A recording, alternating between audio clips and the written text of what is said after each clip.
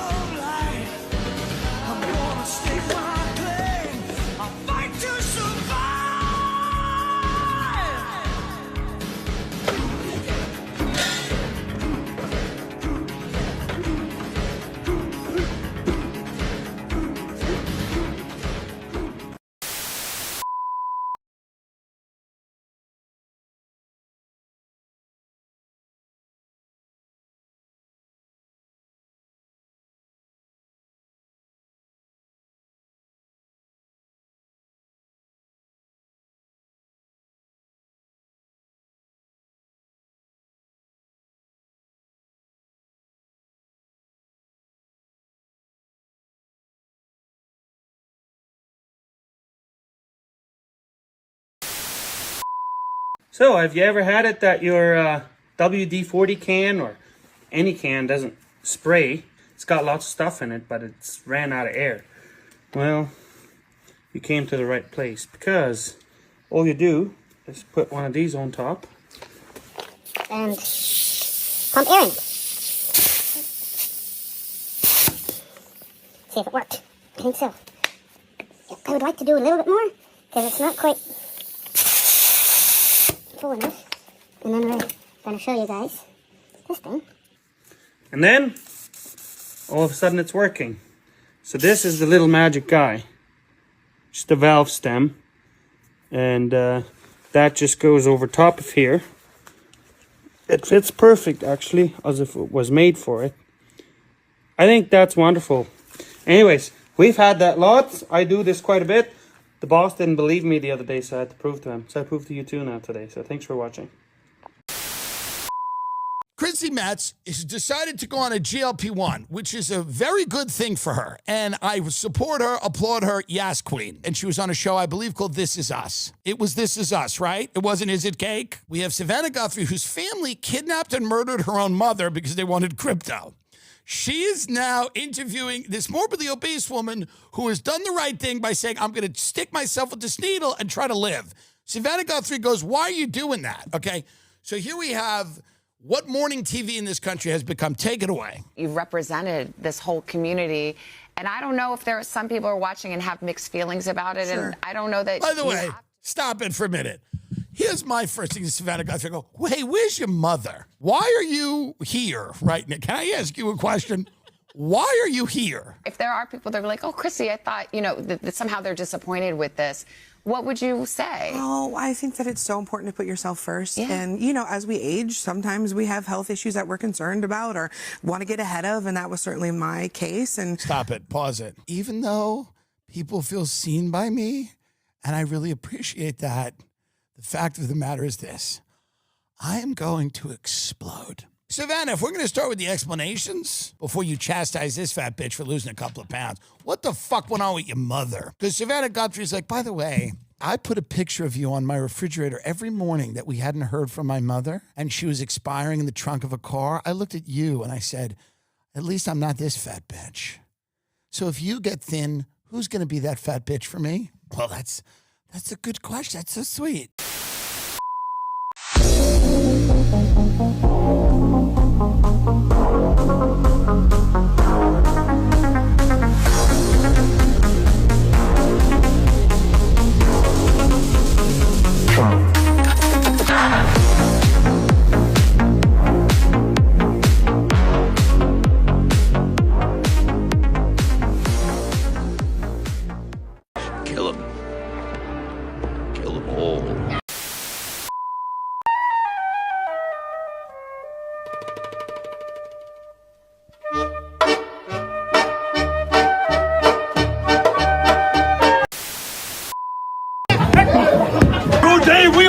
Police call center India!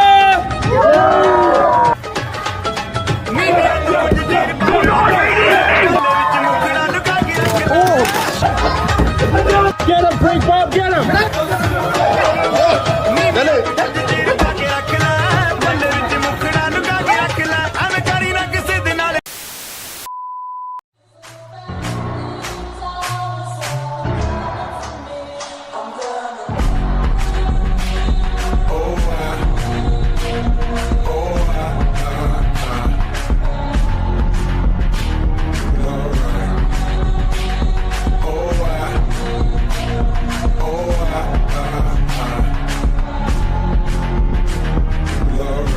Damned if I do, damned if I don't.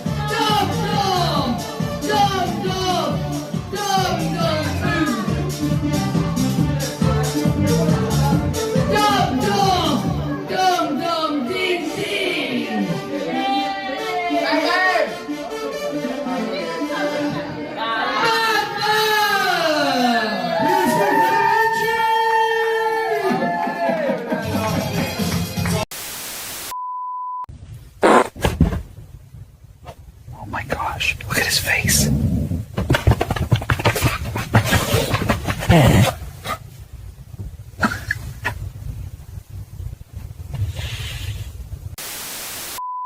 We're all ready, so. Administrator, we have some questions for you here at TikTok. What's going on, Mac? First of all, are you in the cabinet? Well, actually I am. After I had an incredible conversation with the president by phone. Fuck this. To become SBA administrator, he texted me and said, actually, you're going to be in the cabinet. That's a really big deal. And it is, because the SBA administrator isn't guaranteed a spot in the cabinet. But because President Trump knows that small business is big business, this is a cabinet spot now. Fuck. Did you see this? Look at this. McDaniel! celebration, bitch. I seen like an orange, his aura or whatever. I seen it.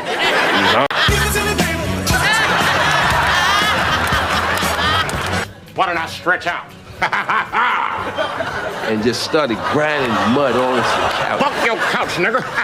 Buy another one, you rich motherfucker. Fuck your couch, nigga. Fuck your couch. Darknesses. Started kicking it, and he was mad niggerish, man, which was Baddest motherfucker of all time. One of the best singers and one of the best looking motherfuckers you've ever seen. Hold my drink. walking to any chick, licking the whole side of their face. Got closer. I'm Rick James, bitch. Enjoy yourself.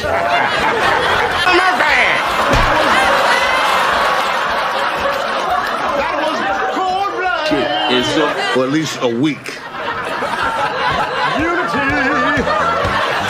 Eddie and everybody else thought that was the funniest shit. Listen, one, and I'm just getting started, bitches. And I went home and I said, y'all be right back.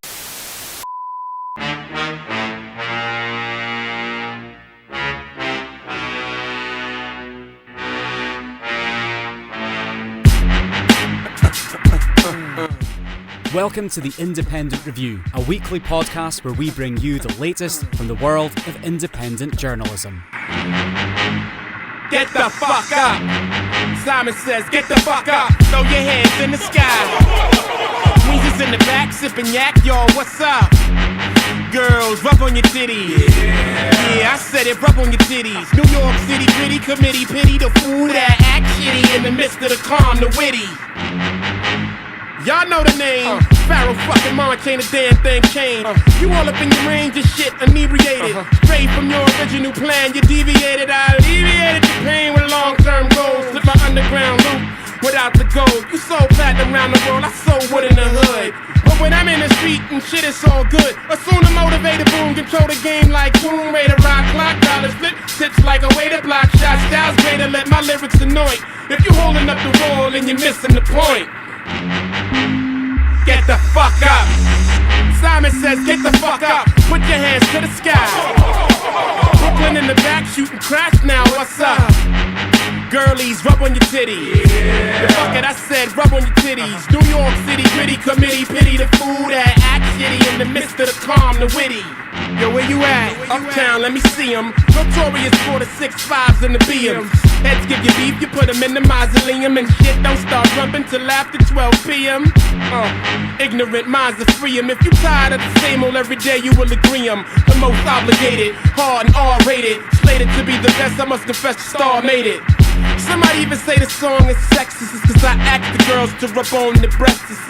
Whether you're riding a train or a Lexus, this is for either or rollies or Timexes. It's wicked like Exorcist, this is the joint. You holding up the wall and you're missing the point. Get the fuck up. Simon says, get the fuck up. Throw your hands in the sky.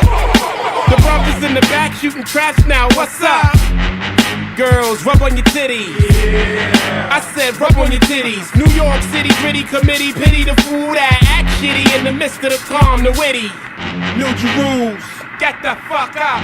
Shaolin, get the fuck up. Long Isle, get the fuck up. Worldwide, get the fuck up.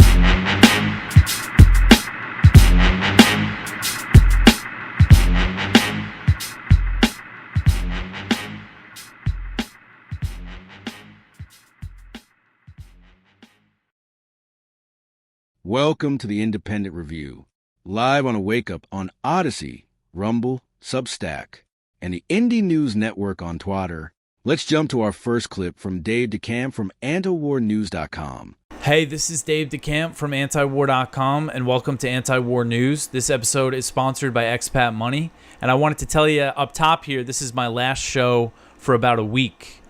Tomorrow, I'm getting on a flight to Rome. I'm going to spend a couple days there, and then I'm going to Assisi, which is the home of St. Francis, of course. And I'm attending an event there that I'll be able to tell you about when I return. But I'm very excited. It's kind of a dream trip for me as a Catholic and someone who's always liked St. Francis. And so, yeah, I'll be back next Wednesday. I get home. I won't be working that day, but I should be doing a show next Thursday. There's a small chance I might do one while I'm away, because it's just kind of an good way for me to stay on top of the news is to do a show. But the page at antiwar.com will still be updated as normal. Kyle Anzalone is going to be taking over the news section for me while I'm gone.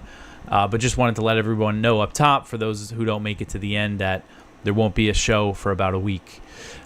So let's get into the news here. So the time, it is about 9:45 on Wednesday night, August 19th, here in the wonderful state of Virginia. And the first story at the top of antiwar.com, Trump announces a crushing economic operation against Iran. So President Trump on Wednesday night said that he was launching what he described as the most crushing economic operation ever against Iran, and threatened the economies of any countries that do business with the Islamic Republic. So this is what Trump wrote on Truth Social. He said, quote, "No one has given the Islamic Republic of Iran a greater opportunity to make a deal than me. Tragically for them, they have failed to take it. Therefore, today I am announcing the most crushing economic operation ever taken against any country. This will be economic warfare and isolation on an unprecedented scale. Today, I am also announcing that any country that allows its financial institutions, businesses, airports, or government entities to provide any type of lifeline to Iran will itself face tremendous economic consequences. Oil smuggling, swap lines, cash transfers, exchange houses, ship registries, front companies. It all needs to stop now. You know who you are. This will be an economic D-Day," end quote. So big economic threat here from President Trump.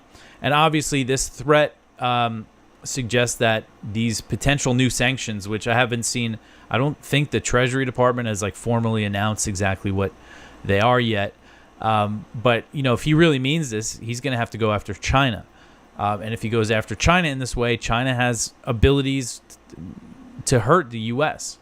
So we'll see if he actually goes through with that. We've seen a lot of threats from him about tariffs, on countries buying oil from Russia. I know he implemented some on India, but for the most part, he really backed down on that. But it's kind of, so this happened. If you remember yesterday, I covered that the UAE announced that they were ending all trade with Iran, all economic partnership with Iran, cutting it all off. So the timing is kind of interesting there. You saw that announcement from the UAE, and then a day later, this announcement from Trump. And we've seen Trump, they're basically saying that they're pivoting back to economic pressure, focusing on what they call Operation Economic Fury. This is also on top of the military blockade, which is, there's still a military component to this, of course, and the threat of U.S. airstrikes is always on the table. We'll see, if what exactly happens here, and if Iran might respond, in some other way. So the next one here, Iran's Ghalibaf says that the U.S. is seeking an exit from the region. So Iranian Parliament Speaker Mohammad Baghir Ghalibaf visited Iraq on Wednesday and said that the U.S. was seeking to exit the region, comments that came following a report from the Washington Post, and there's been other indications of this, that the Pentagon is considering pulling back from the Gulf region after, and in some ways it doesn't really have a choice at the moment to rebuild these bases. But anyway, so Iran's Mer news agency reported that Ghalibaf made the comments while visiting the site of the 2020 U.S. airstrike that killed IRGC Quds Force commander General Qasem Soleimani and Abu Mahdi al-Mohandes, who was a senior commander in Iraq's Popular Mobilization Forces, or the PMF, which is a coalition of mainly Shia militias that was formed in 2014 to fight ISIS. So you can see the picture here. This was at this memorial, and this is at the Baghdad airport, where Trump drone striked and killed Soleimani. So this is what Ghalibaf said, quote, "Dear Abu Mahdi and Haj Qasem, this is the fruit of your struggle and your blessed blood.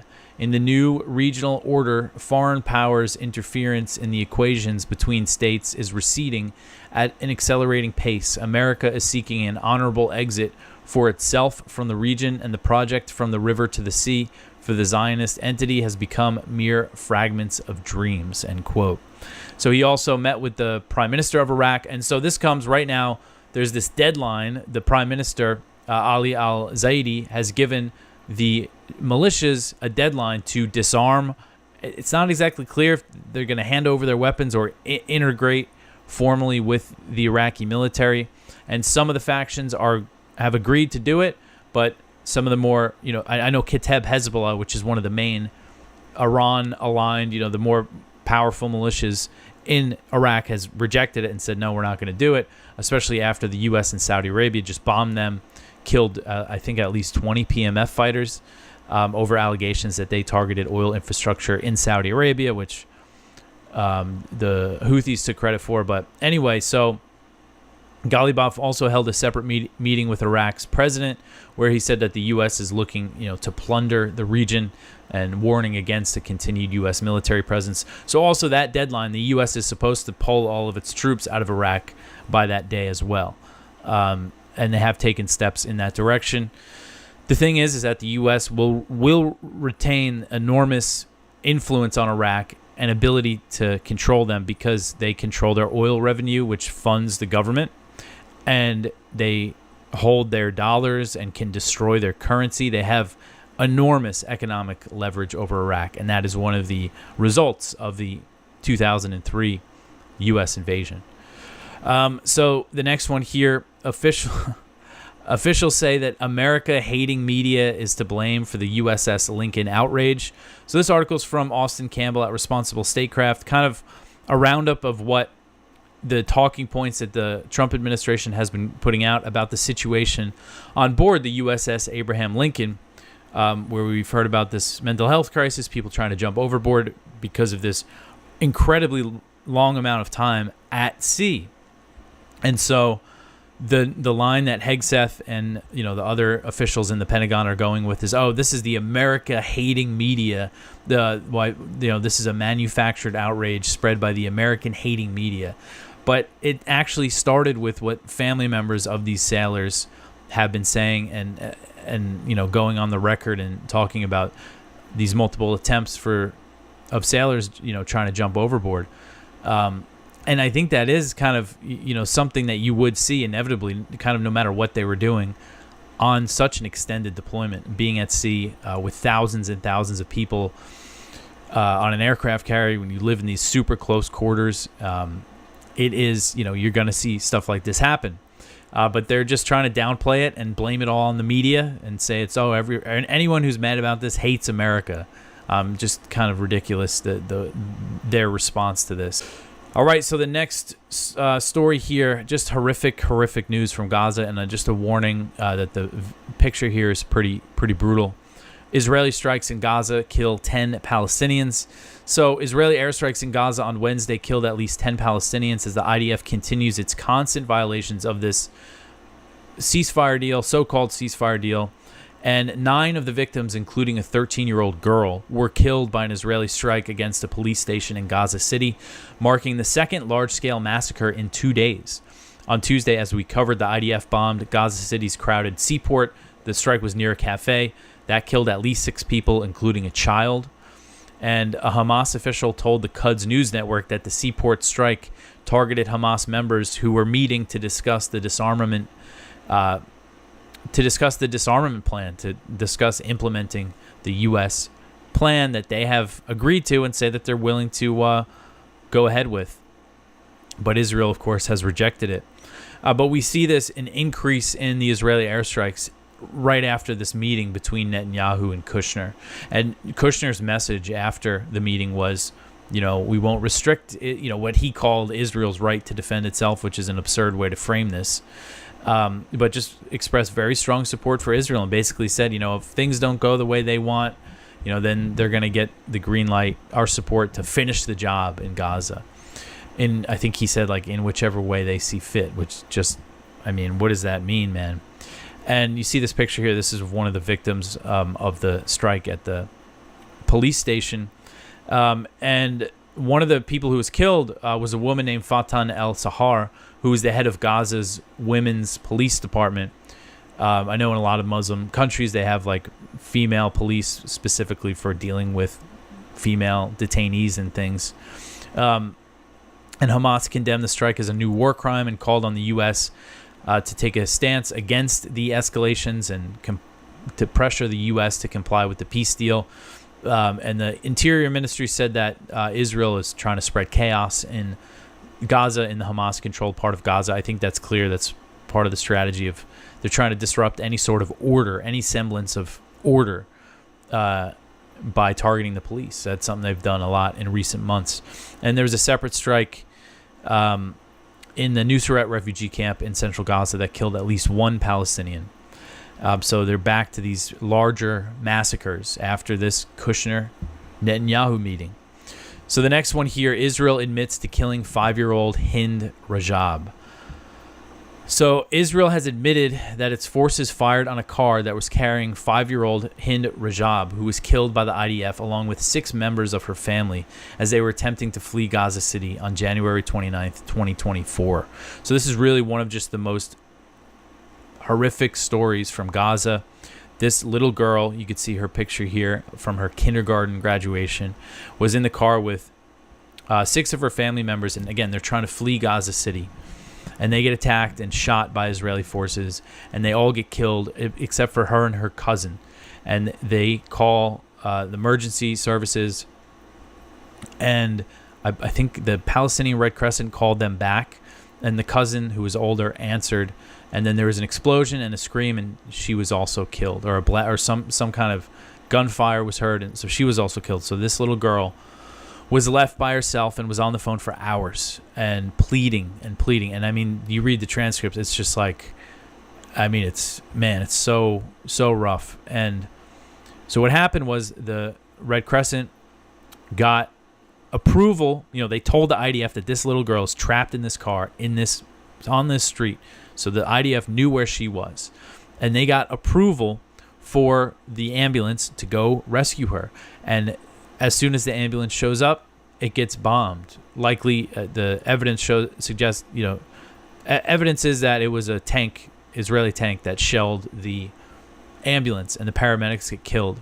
And then they lose contact with this little girl, Hind, and 12 days later, because the IDF was blocking Palestinians from retrieving their body, 12 days later, the IDF pulls out of the area and they find her body along with her family members and the 2 paramedics that went to rescue her. So the IDF story is always deny, claiming that their forces were not in the area. But now they've admitted that they did fire on this car and on the ambulance. And they're saying that they're launching a criminal probe into the attack, which I'm sure is just going to be some kind of cover-up. They usually do this, like they initially deny things, and then when the attention's not on it anymore, they'll come out and acknowledge it. But I mean, there's so many pro-Israel people who said, oh, there's no way this was Israel, this was the Palestinians, Hamas killed Hind Rajab. But here you have the IDF admitting to it. And I mean, this is just a massacre. 300, according to forensic architecture, the car that she was in was riddled with 335 bullet holes, likely fired from the machine gun from Israeli tanks that were nearby. So they announced that, and they also announced that they're going to do a probe into a massacre of 15 paramedics and rescue workers who were killed. If you remember, this was last year near Rafah. And IDF lied initially, claiming that, they opened fire on a suspicious vehicle. It had no emergency lights. But then footage came out from that was recorded by one of the paramedics who was killed that shows they were in an ambulance that showed up with lights on. And they were very close to the Israeli soldiers when they started opening fire. And then there was another massacre, high-profile massacre in Gaza, that they decided not to, that was not worth a criminal investigation. And that was the killing of 7 World Central Kitchen workers on April 1st, 2024. And this killed a Palestinian, 1 American-Canadian dual citizen, who's a father of a 1-year-old boy at the time of his killing. There was also 3 British citizens, an Australian, and a Polish citizen. So these are mostly foreigners who were killed in this attack. And what happened here was this was an aid convoy. There was 3 cars, and they were marked from the top. It said World Central Kitchen, and they were traveling along an IDF-approved route, and there was each car was bombed. So the first car was bombed and there were some survivors who went into the second car. The second car was bombed. There were some survivors again who went into the third car. That car was bombed, and then they were all killed. So they meticulously killed all 7 of them, blowing up all of their cars that were marked along an approved route, and somehow this doesn't warrant an investigation for a crime. It's just one of the more egregious, blatant war crimes that the IDF committed in this war. Next, we have this clip from the Indie News Network.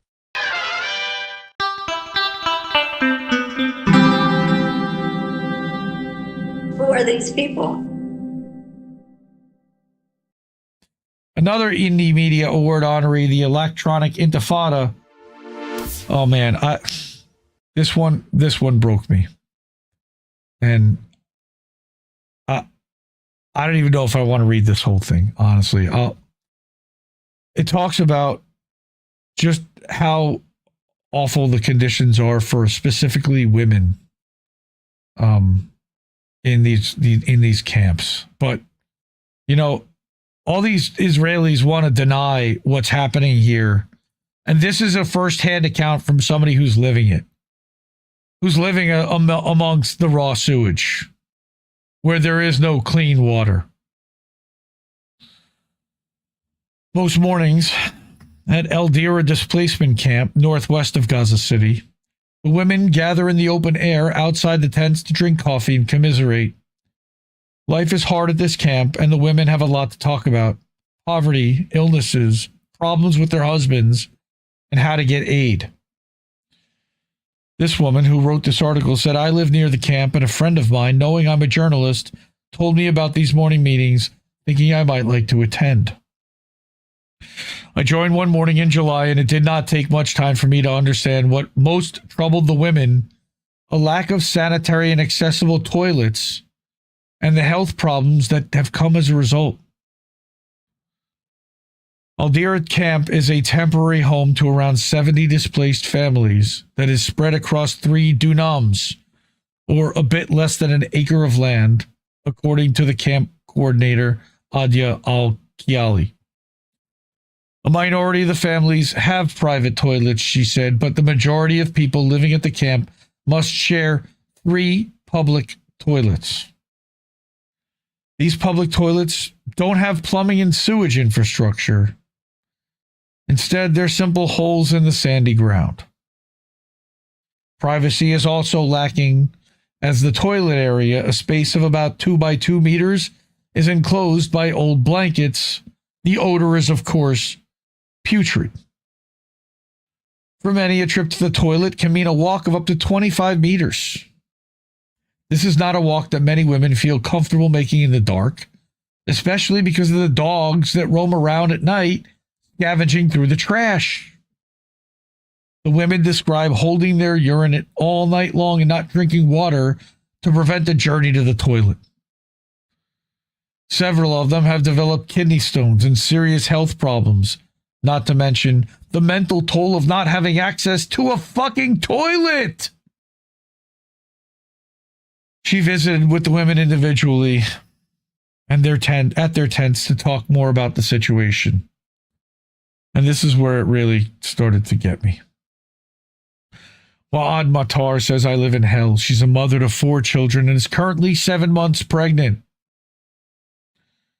Because when you have nothing to do all day, what else do you do? She used to live with her husband, Mahmoud, 33, and their family at Al-Karama Towers. But they were forced to live in the camp after Israeli planes bombed the building in December 2025. Before this, her husband had already endured an injury in his neck from shrapnel from an Israeli attack. We sat inside her tattered tent with a UN logo on it, with Matar holding her 18-month-old girl.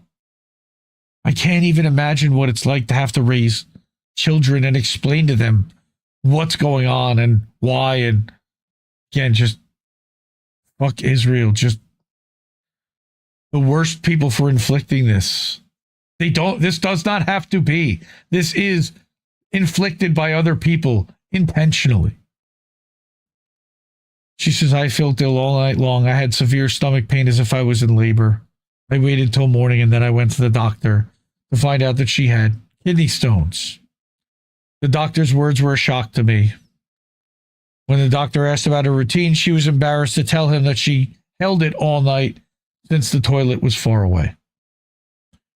Her medical issues stemming from the toilet situation have compounded over time and include UTIs and renal colic. She can't afford the medicine and must rely on what she can obtain for free. So, not getting better, but only getting worse. I live in hell due to the tough circumstances in which we live. The doctor further told her that malnutrition and complications could impact the baby's health. Yeah, you think? Yet she doesn't see the situation at the camp improving in the future. Then they have about how the improvised toilets fall short. Again, I don't really want to read this, but I feel like we owe it to these people who are suffering, whose our dollars and bombs are making suffer. Somebody needs to tell these stories. Adya Al-Kiali from the camp committee that helps run day-to-day affairs said that the camp leadership tries to provide the tents with private toilets, yet what's needed goes far beyond their abilities. Of course it does. Women in the tents suffer a lot. She estimated only 20% of those in the camp even have a good private toilet. Among the women, the connection between their health issues and the lack of access to a sanitary and private toilet is clear, and it's not unique to women in Al-Dira camp, as nearly 1 million people in Gaza live in tents due to Israel's systematic destruction of housing and infrastructure. So remember, Eva said 2.2 billion before the genocide. We've seen upwards of 600,000 or 700,000 who have been murdered, erased, or unaccounted for. So that's still 1.5 million people. Now they're saying 1 million there live in tents. I don't know where the other 500,000 live, or if they've just been able to get out, or they're vaporized. All across Gaza's tent camps, improvised toilets are being constructed as materials such as piping and toilet seats come at a high cost. The cheapest method is to dig a hole in the ground. Yet even these private toilets being dug inside tents can feel humiliating and unsanitary. As of last month, July 2026, 87% of Gaza's households face barriers to accessing toilets or latrines, with the top impediment being a lack of access to water, thanks to Israel, and the secondary obstacles being a lack of privacy, cleanliness issues, and fear of rodents or pests, thanks to Israel, according to a UNICEF-led group, the Gaza Wash Cluster. Here's another person, 21, Sally Saeed, was married 2 months ago. She said the couple had no choice but to get married in their tent. Her husband's family lives in Al-Dira camp as well. She uses their toilet, which is located outside the tent and about 12 meters away. So they had to, I'm guessing, get married in the tent because there was a bathroom close by for enough people to be able to use a bathroom if they needed it. She said she doesn't feel comfortable using the toilet at night. I feel afraid from the bombing, as currently the tents are targeted mostly at night. I also don't drink water in the evening at all, so as to avoid going to the toilet. And they're like, again, water is scarce there. Clean water is even more scarce. In July, she started to feel discomfort and itching, and she was having trouble urinating in general. She visited the camp doctor and was told she had high levels of salt and a UTI. The doctor further said that she was at risk of kidney stones. That happens. I don't know what to do. She said, I pay for this situation for my health. And then we get to the private toilet being bombed. Here's a 50-year-old who lives in a tent with her husband, Nabil, 55, who has cancer. I'm originally Egyptian, she said. I came to Gaza 18 years ago to marry Nabil. I tried to get out of Gaza during the war, but it was in vain due to Israeli closure of the Rafah crossing. I thought they were letting 150 leave a day, right? She and her husband arrived at Al-Dira after their home in northern Gaza City was bombed in December 2025. Sounds familiar. Fuck Israel. She uses the communal toilet since 3 weeks ago. An Israeli plane fired a number of missiles on a nearby tent, and this destroyed the private toilet. They're not even allowed to shit in peace. The woman said they have no income and rely on aid. And unemployment's in like the 80% there. Like, there's no money, there's no business. I sometimes have to wait 40 minutes to access the toilet. The waiting costs me a lot. She has a UTI and also regularly has blood in her urine. Did some medical tests. The doctor told her that she had a gallstone and she has to drink a lot of water and take medications. Well, how the hell do you do that when Israel won't allow any water in and they've destroyed all the desalination plants and they filled all the wells with concrete? She described the communal toilet as a crisis, and the other women who live in the camp, she does not see, like the other women, she doesn't see the situation improving because fuck Israel. They don't want it to. Support independent media because, you know, we need it more than ever. Cash App, $, Indie News Network. Go-fee.com/Indie News Network. IndieNewsNow.com, where you can keep the news free. That's a news aggregator I built. Brings in over 100 sites. We stream live there as well. Over at Substack, we're live at IndieMediaToday.com. I also publish INNNewsletter.com. Support independent media because we need it more than ever. There we go. I love you all, and I'll see you next Tuesday night.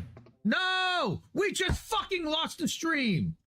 I guess this isn't such an awful place. Is that what you want me to say?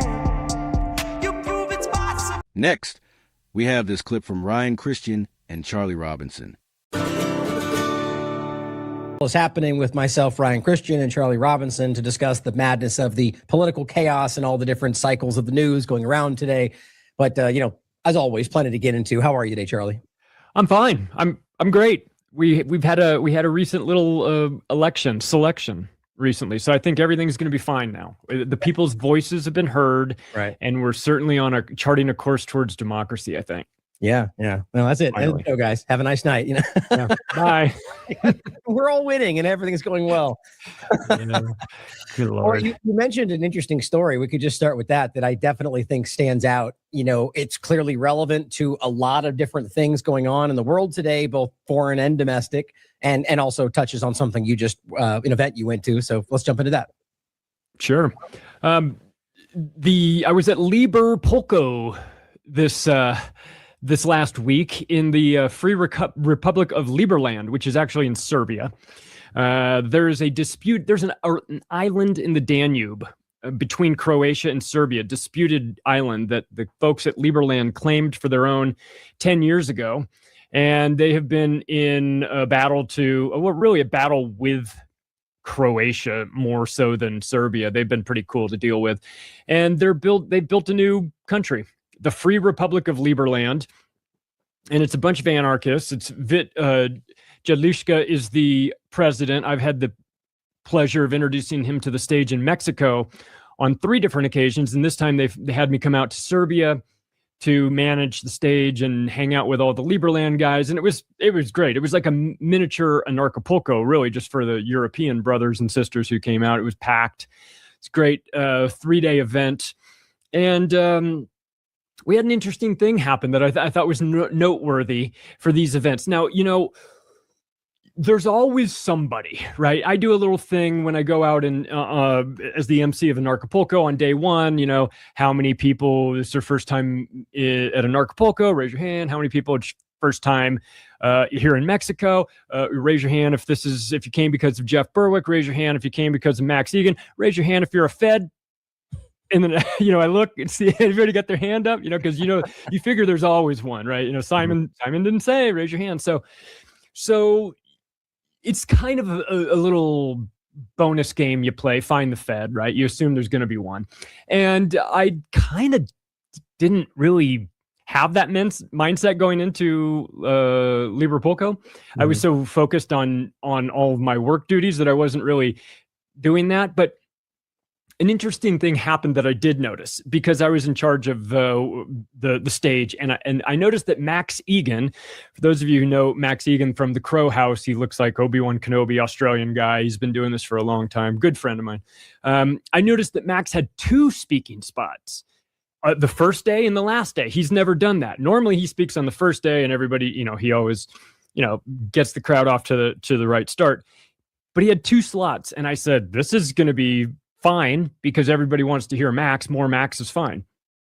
But I didn't really think much of it. So he went on day 1.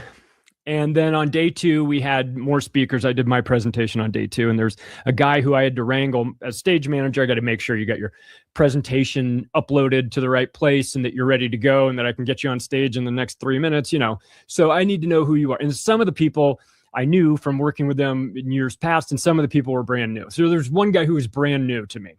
And he looked like, he looked like a rich guy from Europe. He was Dutch, had his hair slicked back, kind of looked like a Gordon Gekko type, banker type, suit, jacket, no tie.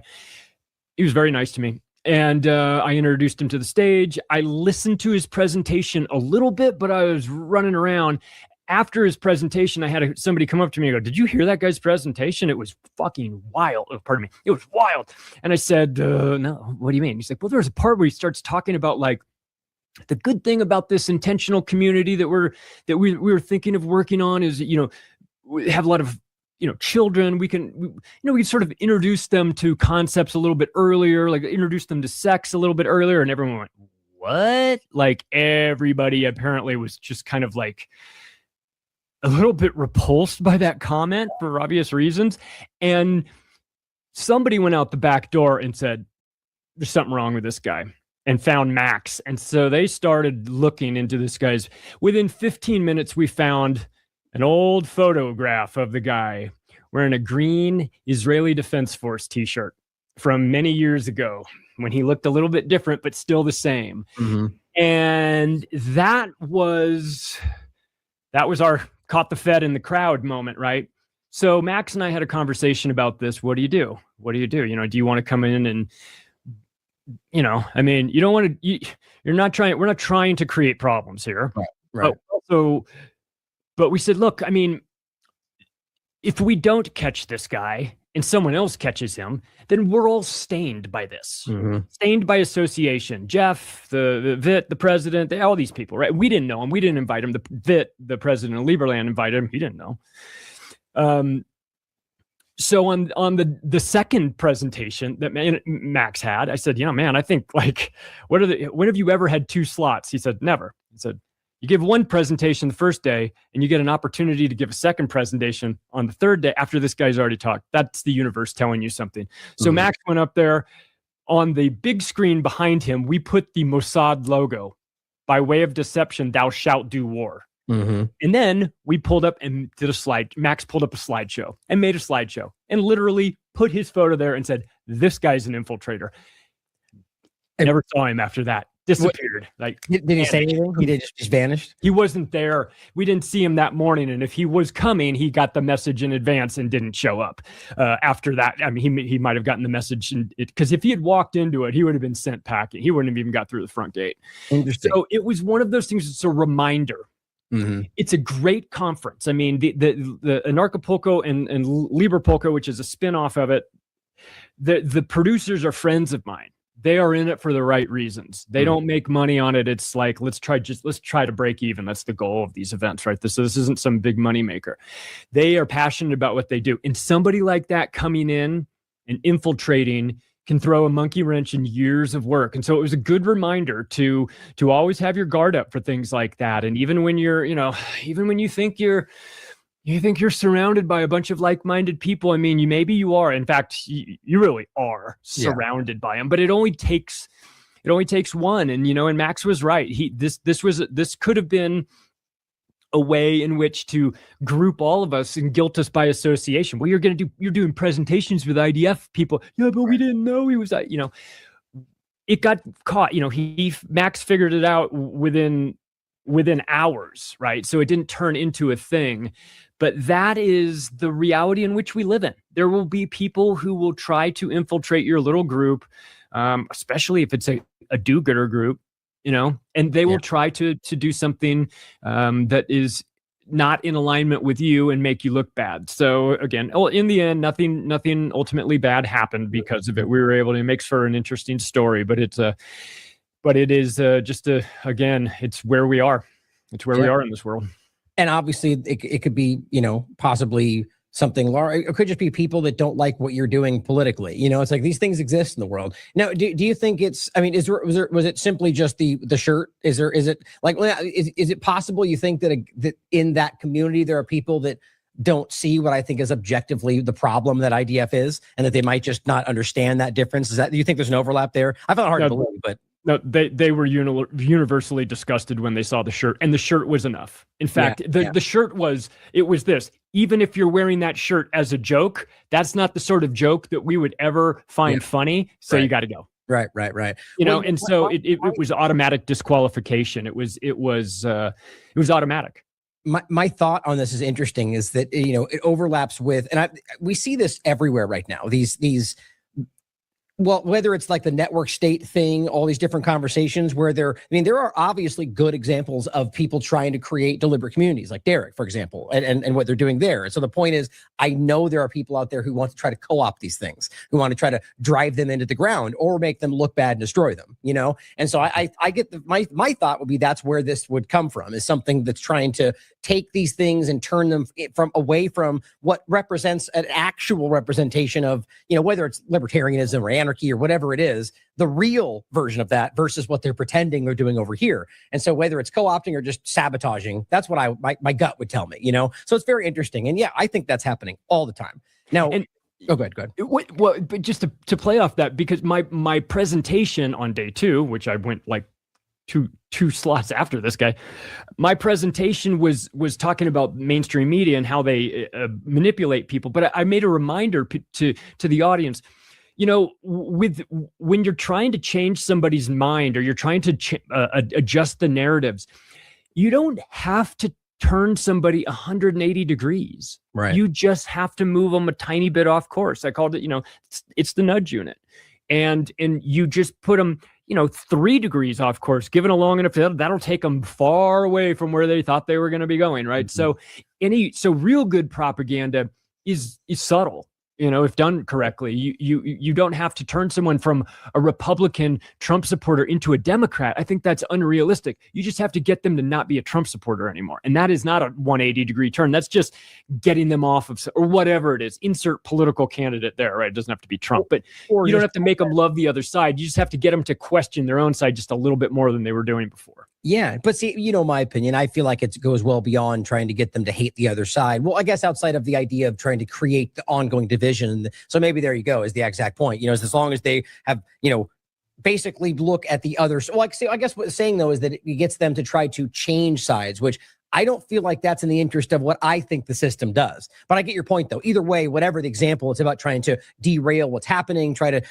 get them off course, which is the point. Mm-hmm. But what's interesting, though, is that I get the mindset of the way I read it all is that it's like they want people to be dug in with a side, whatever side that is, so they constantly fight against the other while they do whatever the F they want. That's how I look at it. But yeah, I do think, this is constant, and look, like I said before, whether it's governments, which is a whole thing, or a company who just doesn't like what you're saying about their company or doesn't like, or whatever it is, there's corporate elements that raise to the level of what we're seeing with intelligence and might as well be blurred that line today like everything else. It is, and so it doesn't always have to be the government trying to attack you for a government agenda. It could very well be something financial, corporate, but these things are very clear. Like the example back to the checker convoy, all it takes is one jackass being paid to go out there with a Nazi flag. All of a sudden the whole thing is a Nazi rally, and it's mm-hmm. very easy. And I don't think most people really fall for that as much as they might have before, because I think both sides now of the two-party illusion recognize that tactic. They still allow themselves to,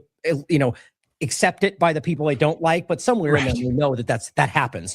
Misrepresentation is rife today. And I think that's in a way kind of shooting themselves in the feet with the way they conduct these agendas, we certainly do have a population now. It's hard to it's really difficult for me to say that the population is more educated because it's laughable. But they are a little bit more aware, yes, of the tactics in which could be, like, as an example, before 9/11, I had never heard the term false flag. Once somebody explained it to me in terms of like pirate ships, you know, you lower one flag, put your other flag. Oh yeah, that makes sense. That would be a good tactic. I'm a reasonably intelligent person. I should have been able to figure that out. I just didn't know there was like really a term for it. And then somebody tells you the term, and then you go, boom, oh yes, that makes sense. I understand that whole concept. I didn't know that was a thing, you know, and now you do. And now because you know that false flags exist, you now are saying, I wonder if that's a false flag, you know, moving forward. So now you're starting to ask a question that you wouldn't have asked before. So in some respects, I guess it's better that at least people know some of these terms and these tactics, and their eyes are open to it. They may still be so biased that they only see it in the other side and never recognize it in their own side, and that might be a bridge they never cross. But at least people are starting to recognize that that sometimes the tactics aren't exactly what they appear to be. Sometimes they make, they're certainly making your team look really stupid out there, like so stupid, in fact, that I have to ask, is it even your team out there acting stupid, or is it the other team pretending to be your team acting stupid to make you look bad? Oh, that's a concept, right? Now it's in your head. You can never unknow it. So I guess is the good news from, if there's good news, that's the good news. I would say, and then graduate to the larger level, which is that all of them are doing it to all of you all the time for the interest of, like we just talked about. But I think that it's clearly, like you said, even if they see half the story, it's a step in the right direction. Like they're now, and like you said, false flag, whether it is a false flag or some other element of deception, their mind is now open to the idea of how you can be deceived. And, it's amazing that you have to be like, it has to be like demonstrably obvious that people lie to you. It's like, come on, do we exist in the world? But it's how we're socially engineered to think they're altruistic. The white lab coat means they care about you. It's, maybe, but not always. And usually seems today is less likely. But yeah, I definitely think that is an ongoing, a battle. But I think, like you said, it's about the awareness, not necessarily intelligence, but it's about not being taught these things. Like you get raised up in this society and you're not taught these basic these concepts. So it's not even something your mind goes to, so it's like once you connect those dots, like you're highlighting, people have their journey, and I think that's what we're going through right now. It's very interesting. Before I move past it, is this his current, because I believe he had a different one before. Oh no, that's Crow 777. That's a different one. Max is I don't know if he's on X. He was the Crow House is his show. That's what I thought. Yeah, and it's on BitChute mostly, but people know him from walk and talk videos. They know him from Jeff Berwick mostly and things like that. I mean, he's been doing it for a while. If anyone was going to do that, it was going to be Max. He's the perfect. He's been doing good work for a long time about things along with stuff that were like the same kind of thing. There's a lot of people, like I remember looking at his work when I was first starting this, and been talking about things that are now coming to fruition. So even as frustrated as we may be, imagine how frustrated somebody like that. It's like I've been saying it for 20 years. It's like that's got to be frustrating. Yeah. Next, we take a look at this clip from Steve Poikonen and Garland Nixon. Steve Poikonen, he's got a great show on Rumble and other places called AM Wake Up. Check it out. We'll let you know all about it. But here's something I wanted to throw at you, Steve. This was in this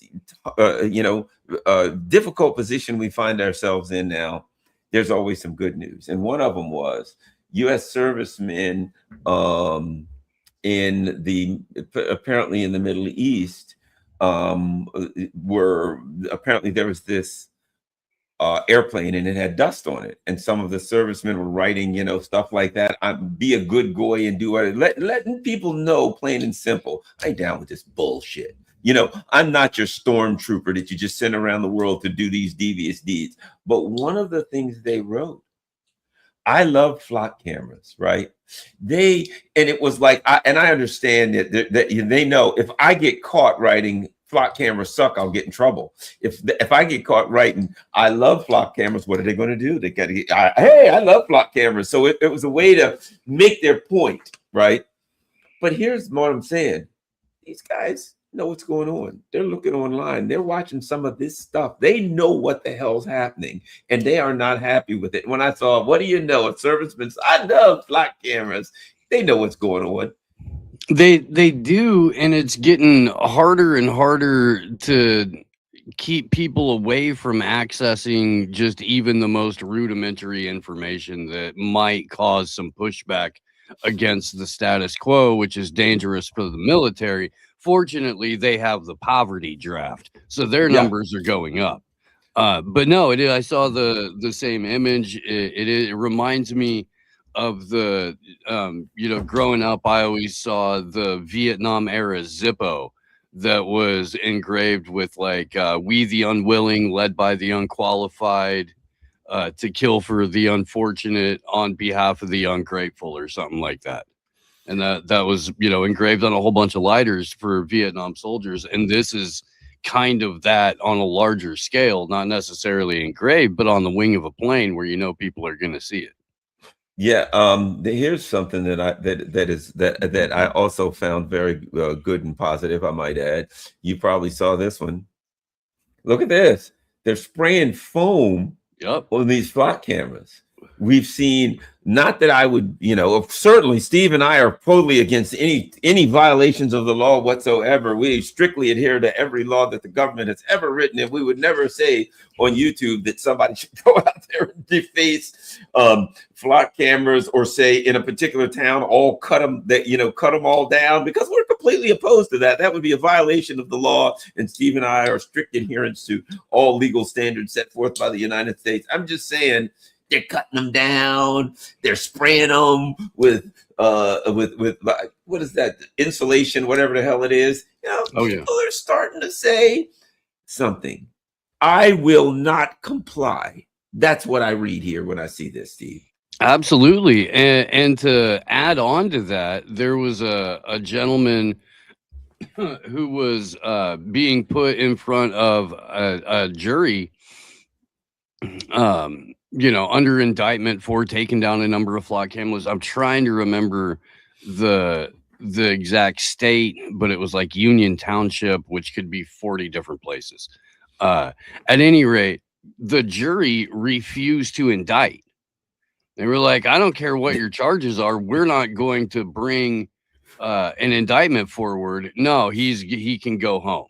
So it's not even just the people who are taking first person organic action in one legal direction or another to do this. It's when somebody allegedly gets caught or is being charged with doing this, there's juries that are refusing to indict. And that is also very, very, very encouraging. The last biggest legal tool that individual citizens have is jury nullification. And this is something that's very similar. Yeah, yes. So let's get started here. So let's get rolling, and we'll start with this. The AI surveillance company Flock has installed nearly, is this the one? 100,000 cameras across America to track your every movement. Going to the doctor, Flock knows. Dropping your kid off at school, Flock tracking. Flock is always watching. Stop AI mass surveillance. Stop Flock. Well, that's Bernie Sanders. Anyway, your thoughts on this? When I saw this, I was like, oh, well, the fake resistance is here again. Yeah. And who better to lead the charge than, co-opter of young adult worldviews for, decades now, sheep doggy dog. Yeah. Bernie Sanders. And if you'll know, and we've made a point to talk about this on this show, whenever you see somebody who's only using Flock as the sole corporation to be the only face of the surveillance state, it's some disingenuous nonsense. And to not mention Axon, to not mention Motorola or Genetech or any of these other companies that have had this equipment out for a very long time, in my opinion, is signaling, hey, I'm the fake resistance. What it's also doing is underscoring every statement that Trump and Stephen Miller and Marco Rubio and like the media flunkies have made about people who are opposed to the surveillance state, Garland. And they're all just a bunch of Bernie Sanders loving left-wing pinko commie hippies. And so I think this serves a dual purpose. Go ahead. Sorry. Yeah, well, you know what it reminds, because see, Bernie's good for that. Here's what Bernie does. When the Israelis and the Americans together do all these devious deeds, right? He says, Netanyahu. When the government does all of these devious deeds, he says, Trump, right? And now when there's a gigantic surveillance state that's surveilling you in every way, shape, and form, he says, just get rid of flock cameras. It is, rather than say there's a surveillance state system that's growing, that needs to be addressed. Rather than say our government's doing all kinds of crap, or Israel, like if you get rid of Netanyahu, everything will be fine. If you get rid of Trump, everything will be fine. If you get rid of flock cameras, which it's an easy one, everybody's starting to hate that. So you go in on that one, get rid of that, and you just ignore the whole rest of the system. You don't allow people to say, Bernie Sanders, there's a surveillance state and we don't like it. No, just get rid of flock cameras. You'll be fine. Give them a little something, and then they'll all be okay. And they'll rename them to something else and keep doing it. My buddy T. Snyder, the incredible filmmaker, talks about this in terms of you're getting people to fight Godzilla's toenail.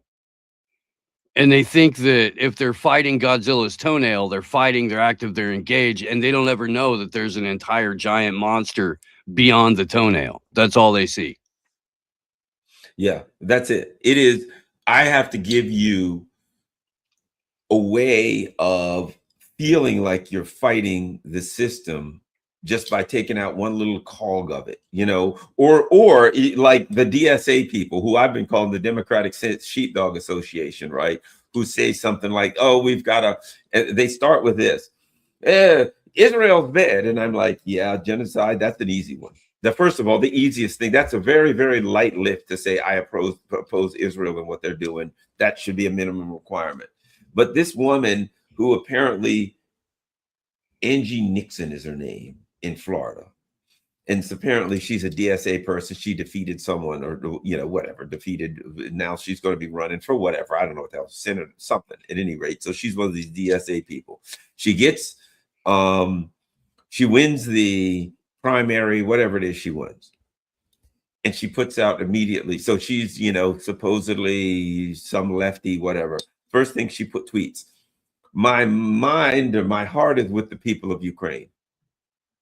So it's like, again, well, we'll stop this one, but let's do all of the rest of the shit that we do, around the world, ignoring government overthrowing, when's somebody going to talk about the U.S. and our intelligence agencies from the Golden Triangle, Afghanistan, CIA operations out of Nicaragua, that the CIA has been nothing but a drug dealing organization for, do I need to go back to British and the Opium Wars? That the intelligence agencies for the empire are the drug dealers. And by drugs, I don't count weed as a drug. I'm talking about the kind of drugs that people die from.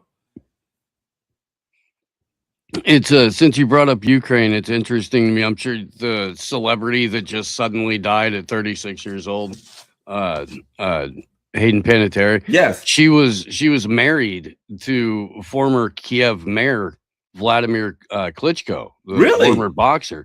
That she's on video, very pregnant with him during the Maidan Revolution, and she's up there like giving a very pro-Westernized, NATO-backed speech on behalf of the people out there for the Maidan Revolution. This is after, so she went from allegedly, in her own words, in her own book, like being groomed into Hollywood, into from a relationship with Macaulay Culkin into one with Ashton Kutcher. Ashton, oh, we're going to save the children, Kutcher, to mayor of Ukraine during NATO-backed coup. That was her relationship trajectory, and then fell into drugs and stuff like that, drinking, but was also on a podcast 3 months before her death talking about how she'd been taken out on a boat for a party industry party and then by a friend led down to a room on the yacht and like placed onto a bed with a dude that she was supposed to have some relations with. And she like ran out screaming, but she was just delivered to the dude like a snack, you know. And then a couple of months after she's talking about all of this, she dies suddenly and they discover Narcan at her house. Garland, if you're ODing, do you self-administer Narcan? Is that something that most people who are falling out in Junkie Town capable of doing?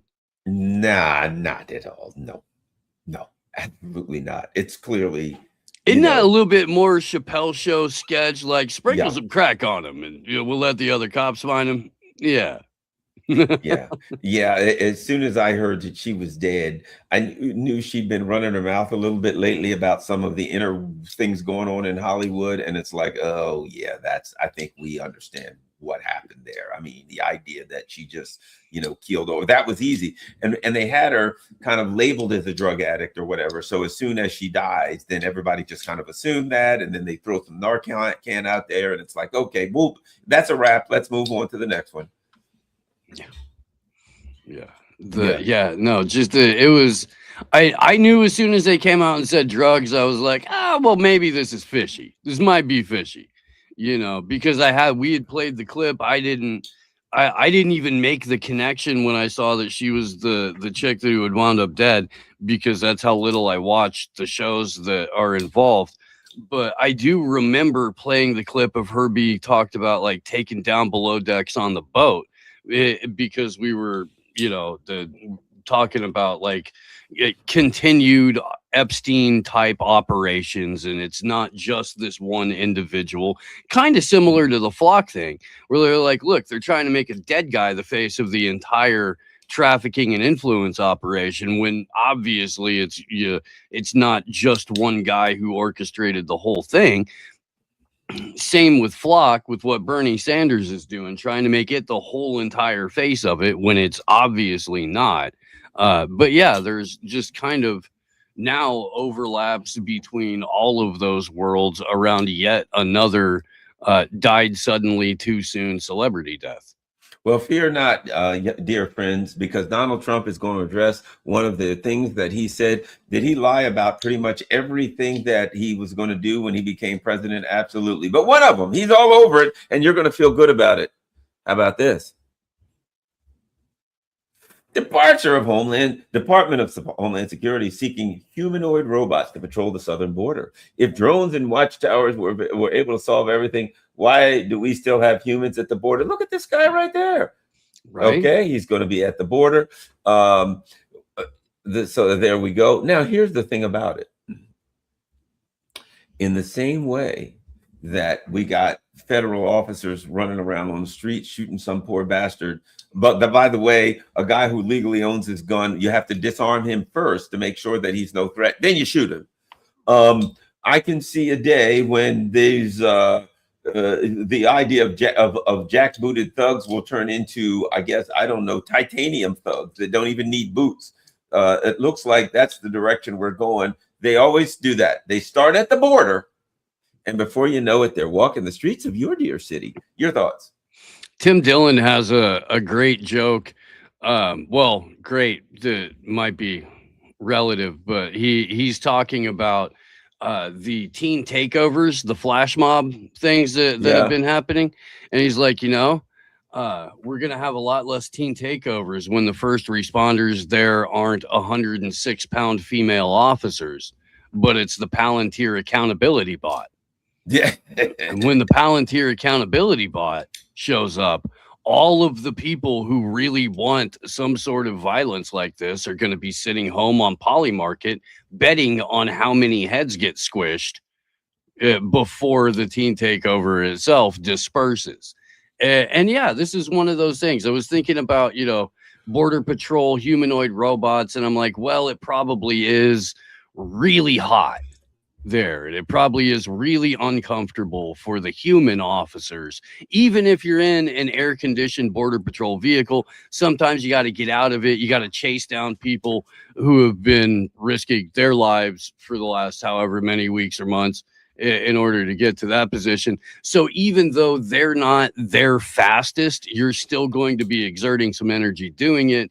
And then you're going to be sweating in your uniform. And nobody wants that. It's icky. It's icky. So if you have humanoid robots that you can deploy to go do the chasing or the, deterrence, whatever that is, and you don't even have to do anything other than lazily scan a camera feed because your unit 8200 provided border security electric fence is already monitoring more or less everything in real time and will activate the automatic gun turrets, robot dogs, and other humanoid deterrents, then you're probably going to be much, much more comfortable in your uniform as a border patrol officer. And that's ultimately, isn't that what we want, Garland?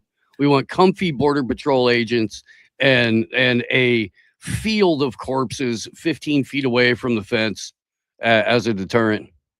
And, the corpses are so high that you can't climb over them, and you don't really need a fence. You just got a fence of corpses. I think that's the direction they're going. And if you look at it, drones, right? Yeah. So you have a border that's patrolled by drones and humanoid robots. Let me tell you something. That border is going to get further and further. I keep saying away from the border. And before you know it, they'll say, well, they work so good on the border and we're paying these cops all of this money. Why are we paying them for? We're going to start with Reserve, Kansas, or some little town like that. And we're going to have drones that are going to be looking out for you, keeping you safe. And we'll have these robots that will start off. You know what they'll start off by doing? Parking violations.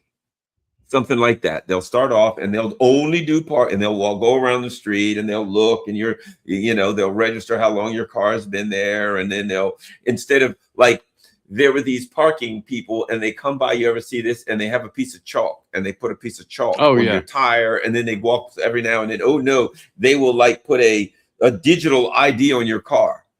That will come from some little beam. And guess what? That digital ID will never go away. You know what I mean? It ain't going to be only for parking. They'll put a digital ID, or maybe you just have to everybody has to have a sticker. Maybe it's in your tags, but they're going to walk around and they're going to do something like that. They'll put them at the parks, maybe for park ranger stuff. They'll put them places like that. And then slowly but surely, and before you know it, sir, a citizen, the reason I pulled you over is because you're exceeding the posted 6-knot speed limit. And there's a drone, woo, woo, woo, over top, gun turrets pointed at you. I've seen video of Chinese compliance drones that fly right now that yell at individual vehicles if they're engaged in some sort of moving infraction or something like that. There was video of a drone that had gone out after a dude who was in the ocean, and it was during a tide time when it's not safe for people to be in the ocean.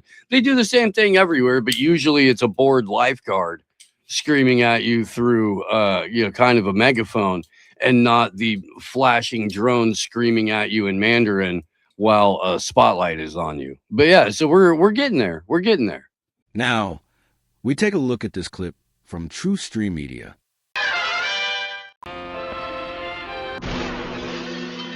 I just almost can't anymore with the level of the things that are happening right now.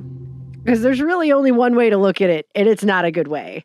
And I get that doesn't really make people want to watch the video, but that's just, I don't know how else to say this, okay? Because here in the United States, we spend almost a fifth of our GDP on healthcare. It is the number one employment sector in this country. We are by far and away spending more on so-called quote-unquote, air quotes, healthcare than any other place on earth. More for our medicines, more for everything. And yet, in terms of what they now call high-income countries, because apparently using the term first world is now like a slur or something, so we have to say high-income countries. In comparison to other high-income countries that we're supposedly in the same basket with, we have the worst everything. Everything. Go ahead and look up any health outcome, and no matter where you go for your data, you will find the U.S. is on the bottom, no matter where you look. At some point, you have to ask yourself, how can a system really be this broken, or is it functioning as intended? Because there's no world in which It makes sense that we spend nearly 1/5 of our GDP on healthcare, and yet we have consistently the worst health outcomes. And I'm talking everything. We have the highest suicide rate.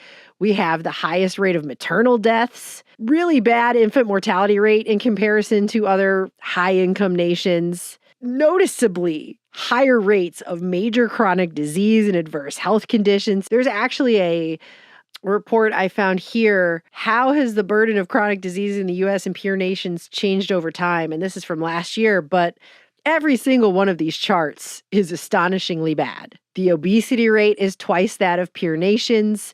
There's more hypertension, way higher incidences of diabetes in adults, almost double the rates of asthma here. There's way more chronic kidney disease. There's much higher rates of depressive disorder.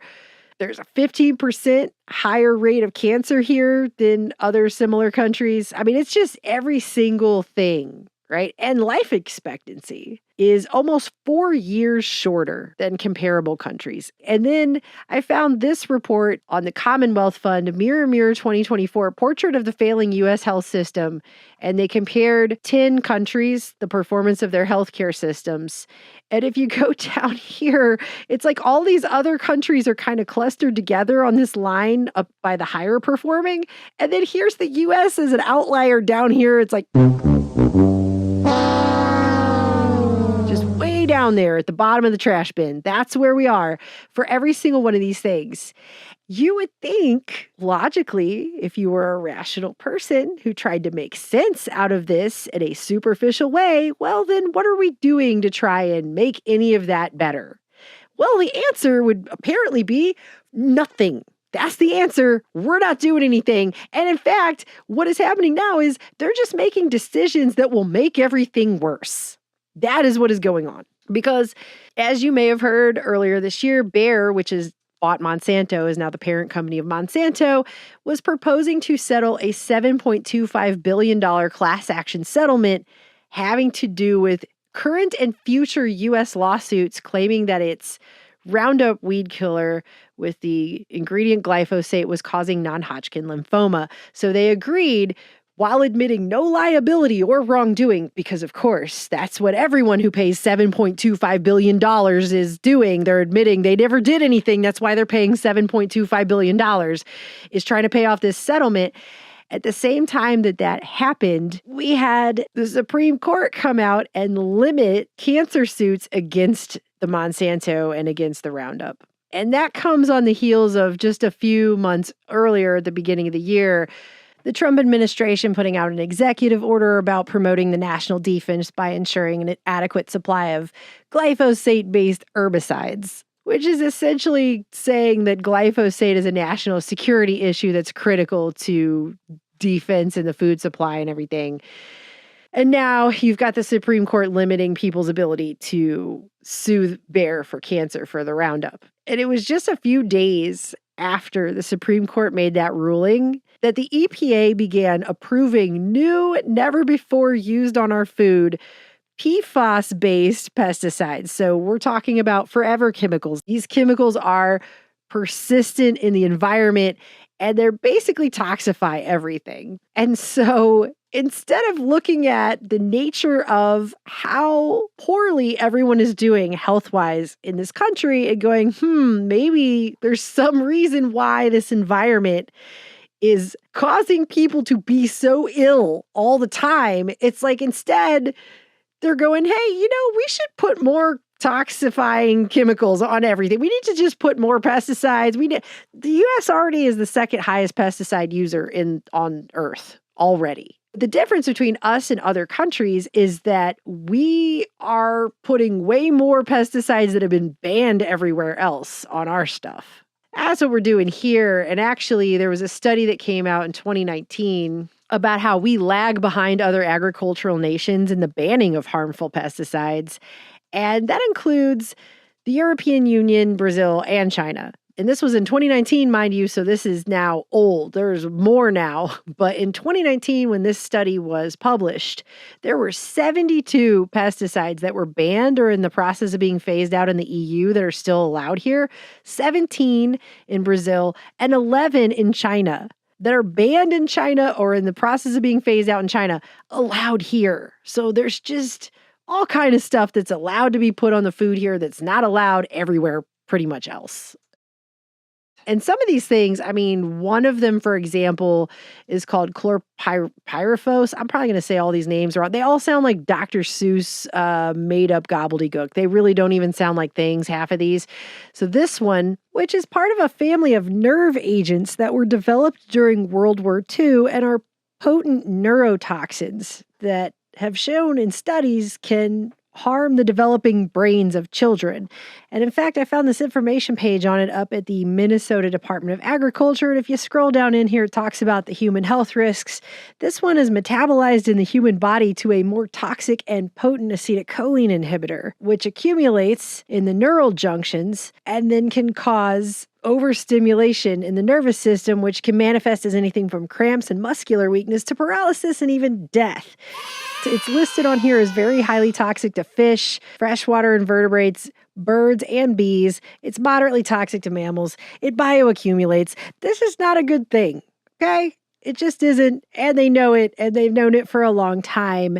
And the EPA finally tried to ban it in 2021, and then due to lawsuits of, I guess, people who are financially invested in this, they got the lawsuit kicked back to the EPA to write a different rule for it, and there's no time setting on that. So in the meantime, it's just being re-allowed back on the food, despite the fact that they know all of this. This is well documented. This is decades and decades of scientific documentation right here about what this does in the environment and in the living things that are in it. There are now Parkinson's lawsuits over this one after studies came out showing it may more than double risk of Parkinson's disease. And a University of California study came out earlier this year. Living in areas with sustained exposure, you would have more than 2.5 times the likelihood of developing Parkinson's because of this one pesticide. That's not counting synergistic interactions with other pesticides, by the way. That's just this one. And Dow is actually in the middle of a Parkinson's lawsuit over it. That particular pesticide has been linked in nearly 300 studies. Okay, so not 1, not 2, not 5, not 100, not 200. Nearly 300 studies have now said that this pesticide is linked to things like multi-organ damage, DNA disruption, and chronic disease, brain, liver, endocrine disruption, genetic damage. I mean, you name it, they've got nearly 300 studies about this one, okay? But like somehow, even though we have something called the Environmental Protection Agency, I'm curious as to what it is they actually are protecting, because it's clearly not the environment or whatever that even means. You can see it every single day. You just need to get out of that telephone booth where other climate deniers hang out and open your eyes. You've now got the Trump administration's EPA, and it wasn't just him too, by the way. It was also the Biden administration doing this too. So this is not just a Trump thing. This is not a political thing. Everyone wants to fight with each other about the left side and the right side, la, la, la, la, la. But no, this is all of them. Okay. And what they're doing is they're approving new, never before used on our food, forever chemicals. And right after the Supreme Court limited the American public's ability to sue Monsanto over glyphosate. So on June 30th, the Center for Biological Diversity put out a press release about how they approved something called diflufenican and something else called epirifenicil. See, I told you, these things sound like Dr. Seuss creations. They don't sound like real things.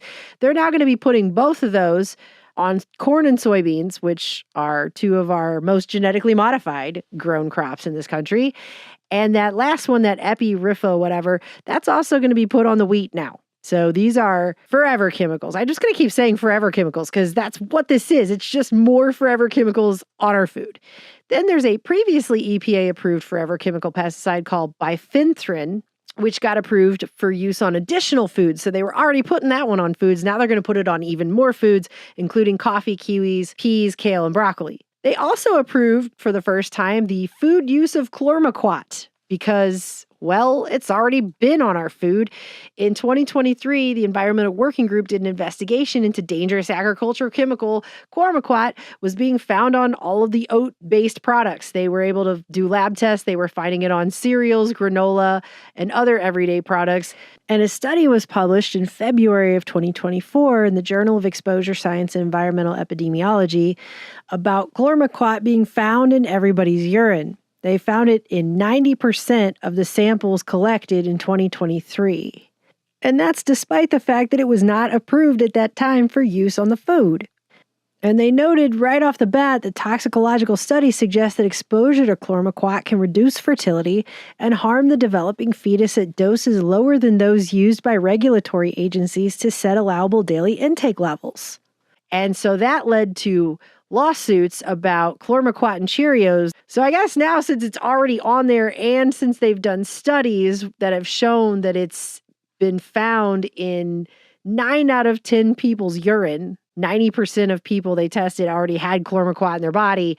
I guess since they've already found that in the studies, they just assumed we should go ahead and approve it since it's already being consumed by people anyways, I guess. According to this study, which is called a pilot study of chlormequat in food and urine in adults in the United States, 2017 to 2023, according to this, regulatory thresholds don't consider the adverse effects of mixtures of chemicals that may impact the reproductive system and have been shown to cause additive synergistic effects at lower doses than for individual chemical exposures. So that's the other thing they're doing is they're putting these things in there and they're only looking at them as if they're in a vacuum by themselves and you're just consuming the one when that's absolutely not what's going on because they're allowing all of these things to be put on our food. So the synergistic effects aren't even being considered, okay? So the chlormequat now is going to be fine for wheat, barley, oats. Center for Food Studies writes that the EPA has approved what it refers to as an endocrine disruptor at ultra-high maximum residue limits that far exceed international norms, including 5 parts per million on wheat and an astronomical 40 parts per million on oats. And they also write that independent animal studies were dismissed out of hand by the EPA, which demonstrate that chlormequat chloride disrupts reproductive hormones and suggests that it impairs the fertility of sperm. Because as we all know, everyone's fertility is doing so great these days that it really shouldn't be a problem to put some more fertility-murdering chemicals all over the food supply. The very next day after approving those chemicals, the EPA came out and also approved something called trifludiamoxazine for use on wheat, oats, oranges, apples, and almonds, which is another forever chemical. And this time, the Environmental Health Science Director at the Center for Biological Diversity actually came out and said it looks like they waited to open the floodgates on new pesticide approvals until after the Supreme Court essentially granted immunity to pesticide companies, which takes a special kind of callousness. Because this particular trifludiamoxaflocablacajoc, this one breaks down into 12 other PFAS chemicals. Because that's the other thing about these things. It's not just the chemical themselves, and I have to repeat that, I feel like. They break down into byproducts that are also really bad. And this particular one, trifludiamoxazine, the EPA's own documentation labels this as having, quote, suggestive evidence of carcinogenic potential, end quote. And you can go to regulations.gov and you could download this document on this pesticide. And when you scroll down in here, there's a whole section about hazard characterizations. And straight says here that the available database of guideline studies for this pesticide indicates the primary target organs are the thyroid and the liver, and that it's a PPO inhibitor. Why do we have an agency that in name is supposed to be protecting the environment, but in action is approving chemicals that will be persistent in toxifying every aspect of that environment, while at the same time writing in their own documentation have primary target organs in our body? You know, like major ones that we need to live. Why is that even a thing? Why should I even have to ask this question? I mean, you want to feed this to your family? You want to feed this to your kids? You want to say, hey kids, pull up a chair for dinner time. We're going to be eating something that the EPA actually wrote, observations suggestive of neurotoxicity were observed in a subchronic dog study. However, concerns low, kids. Then down here it straight says, straight up in their own words, that in accordance with the EPA's vital guidelines for carcinogenic risk assessment, which happened in 2005, the Cancer Assessment Review Committee classified this particular pesticide as suggestive evidence of carcinogenic potential. Eat up, kids! And oh, by the way, just adding to this, sure this won't shock anyone here. These approvals also came after Kyle Kunkler, who was a former lobbyist for the American Soybean Association, was installed as the Deputy Assistant Administrator for Pesticides in the EPA's Office of Chemical Safety and Pollution Prevention. Because when you really want your hen house guarded real good, you definitely go put a fox in charge of it, right? When I see something like this and I read names like Kyle Kunkler, I just want to be like, Kyle Kunkler, who hurt you? Who hurt you that you grew up into an adult and this is what you're doing? This is who you are and this is what you're doing for money. This is you. This is how you live. This is how you live. You do this for money. You do this. That is your existence in this society. It's such a parasitical shitfest of things that are happening. Instead of making anything better, everything that is being done is just some new thing that is so horrific. You can't go out now without seeing flyers being put up for people to try to get a GoFundMe campaign to try and help them pay for treatments for their child's cancer. This is so normalized here at this point that is how it is. And who doesn't need medical treatments for something these days that they can't afford in this country? Who? Is there anyone? Everybody I know is sick. Everybody I know has health issues. I do. And everybody I know does. I'm assuming the only people who don't are extremely wealthy because I think that's the only way you can navigate what I call a eugenical food system in this country. We've been talking a lot about our nation's food supply at True Stream Media and how adulterated it is. And a lot of that has to do with the fact that that topic affects you personally. It really does. And I think this is really interesting. This right here. This is the new trend in food marketing in this country. Now, we're on a road about this water.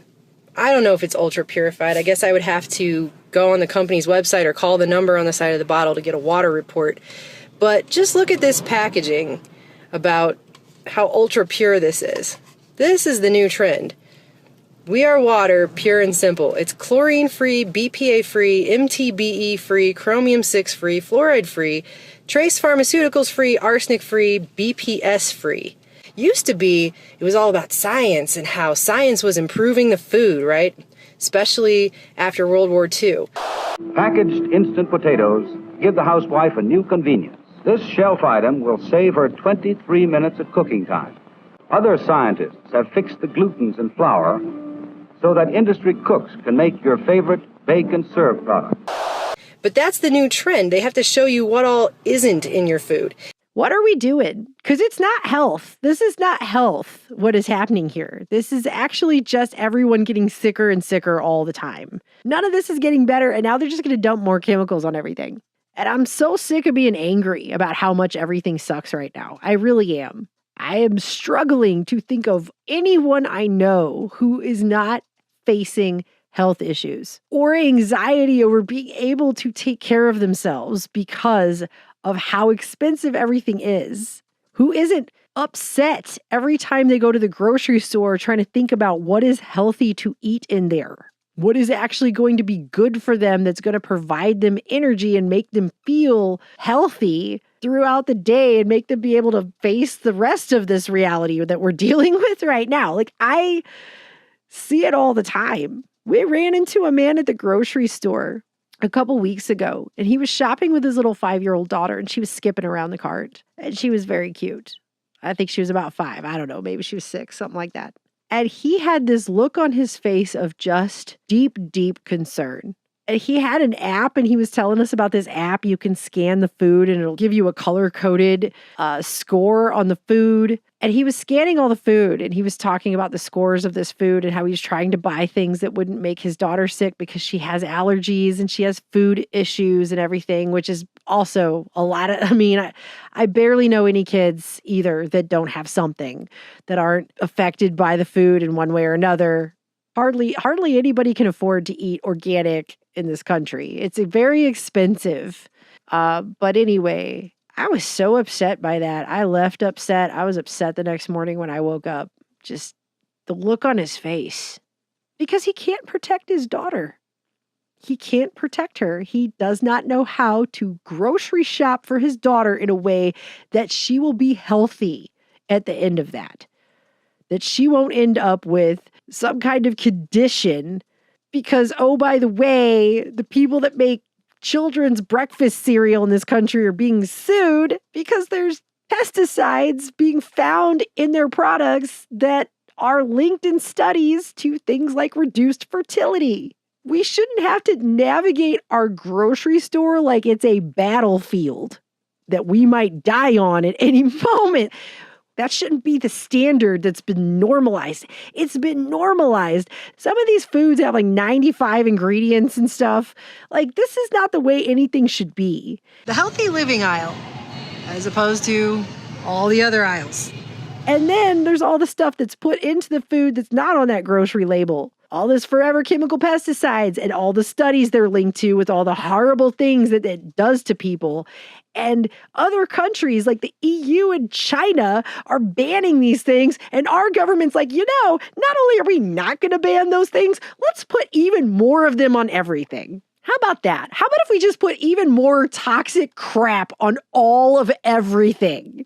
How about we just put more persistent chemicals that we literally call them forever because they never, ever go away, ever. We just put that on everything. Let's just put more. Let's just put more and more and more. That's not on the food label. So when you buy the food, that's not on there. What we really should be doing in this country is going back to growing our own foods. But a lot of people do not have those skills anymore, or those abilities even. What we really should be doing is going back to having really close relationships with our neighbors and try to figure out how to buy things locally that we know how they were grown. It's just not what's happening. What's happening is our food is becoming increasingly more and more and more toxified with even more and more chemicals, some of which have never been used on food, and they don't even have studies to tell you if they're okay. They don't have long-term health studies. They don't have any data. They don't have anything. And even when they do have data, like I said, it's in a vacuum. So you don't know if there's a synergistic effect or not. And I guess that's why they put RFK Jr. in there, so they could do Mahaha. It's a Mahaha. It's not Maha, make America healthy again. It's Mahaha because the joke is on us all. Okay, that's what that is. This is shameful and repugnant and disgusting. We have the most disgusting eugenical food system that's ever maybe existed in the history of time. That is what I think. And I'm sorry to just rant at you for 20 minutes about this, but at the end of the day, like, there's no reason for them to stop. It's 20% of the GDP. It's the highest employment sector.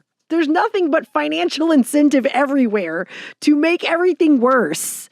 That's how everything in this society is set up too, just by the way, everything. Everything in this society is set up to make everything worse. Like, I don't know how else to talk about this anymore. I actually don't. After 15 years, I don't know what else to say. There's no incentive to stop any of the bad things because they're all financially incentivized. And when I talk like this, people say, well, if you don't like it, leave. A lot of us can't leave, or we probably would. But do you understand how illogical that is to say that? If you have a fish in a fish tank, and the fish is sick because he's swimming around in a tank that's filled with toxic sludge at every last point, and you're feeding the fish food that's also toxified, and the fish is sick, you would be like, hey, fish, what's your problem, fish? You should just get over it. Why don't you just pull up your bootstraps, fish, and get over it? That's not what you would say. You would say, look at this toxified, putridly disgusting environment that's got forever chemicals dumped all over everything, and also we're feeding the fish forever chemicals. Maybe, I don't know, brilliant idea here, that's possibly why the fish is sick, and if we just clean all this stuff up, the fish will get better. But no, that makes too much sense, right? We can't be doing that. At some point, people have to look at what's going on here and realize it's being done on purpose. This is not just everyone's too stupid to know what the effects of dumping more chemicals into these foods are going to do to people. Diflufenican, can break down into a chemical called 2,4-difluoronolamylene monomonop. Okay, whatever. It can break down into another chemical, which is fluorinated and has a structure and similar toxicity profile to aniline, which is a component in tobacco smoke, which the EPA has classified as a probable human carcinogen.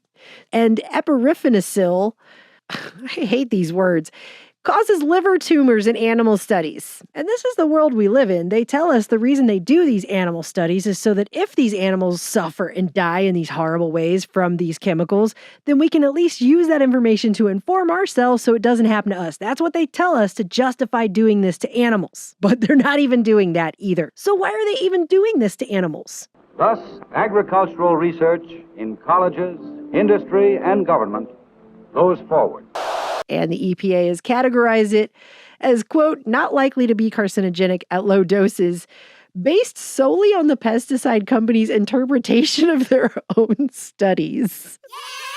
Because that's how that works. The company says, yeah, we did our own science, and our science says that our products are great. And we totally don't have a financial motive for telling you that they're great, so you can totally trust us that these are absolutely legit studies, okay?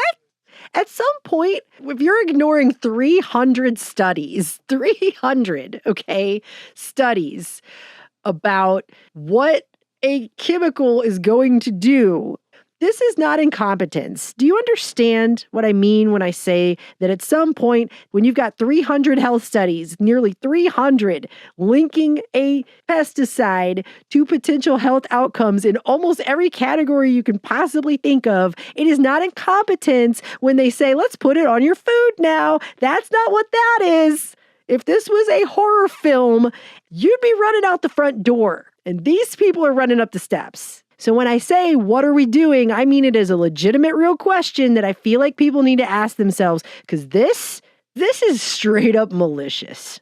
I'm going to put some links to these things that I just talked about in the linked comment below the pinned comment, and go read it for yourself. And then I guess write down for yourself a list of more foods to avoid at the store, because this is insane. We can't just keep toxifying our environment forever and act like it's just going to be okay and not a big deal. This place is going to be so uninhabitable in the future, at least for humans. Maybe that's all that's going to be left is for the robots and the data centers, I guess, because how many more pesticides can they even put on the food? Like, how many more can it even be at this point? I don't know what else to say. I just don't. I'm so disgusted. What a nightmare.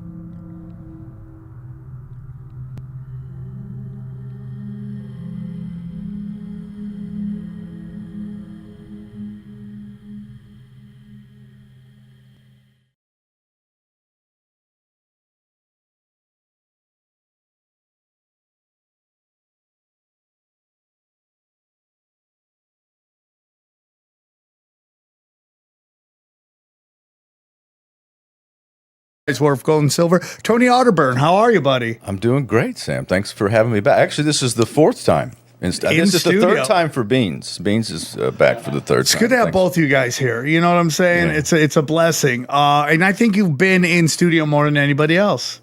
Is that true? I think we had Jay Dyer. We had what's his face? No, is Isis? No, he's been in the old studio. Because I don't think Eddie's even been in this one. No. Okay. Yeah, dude.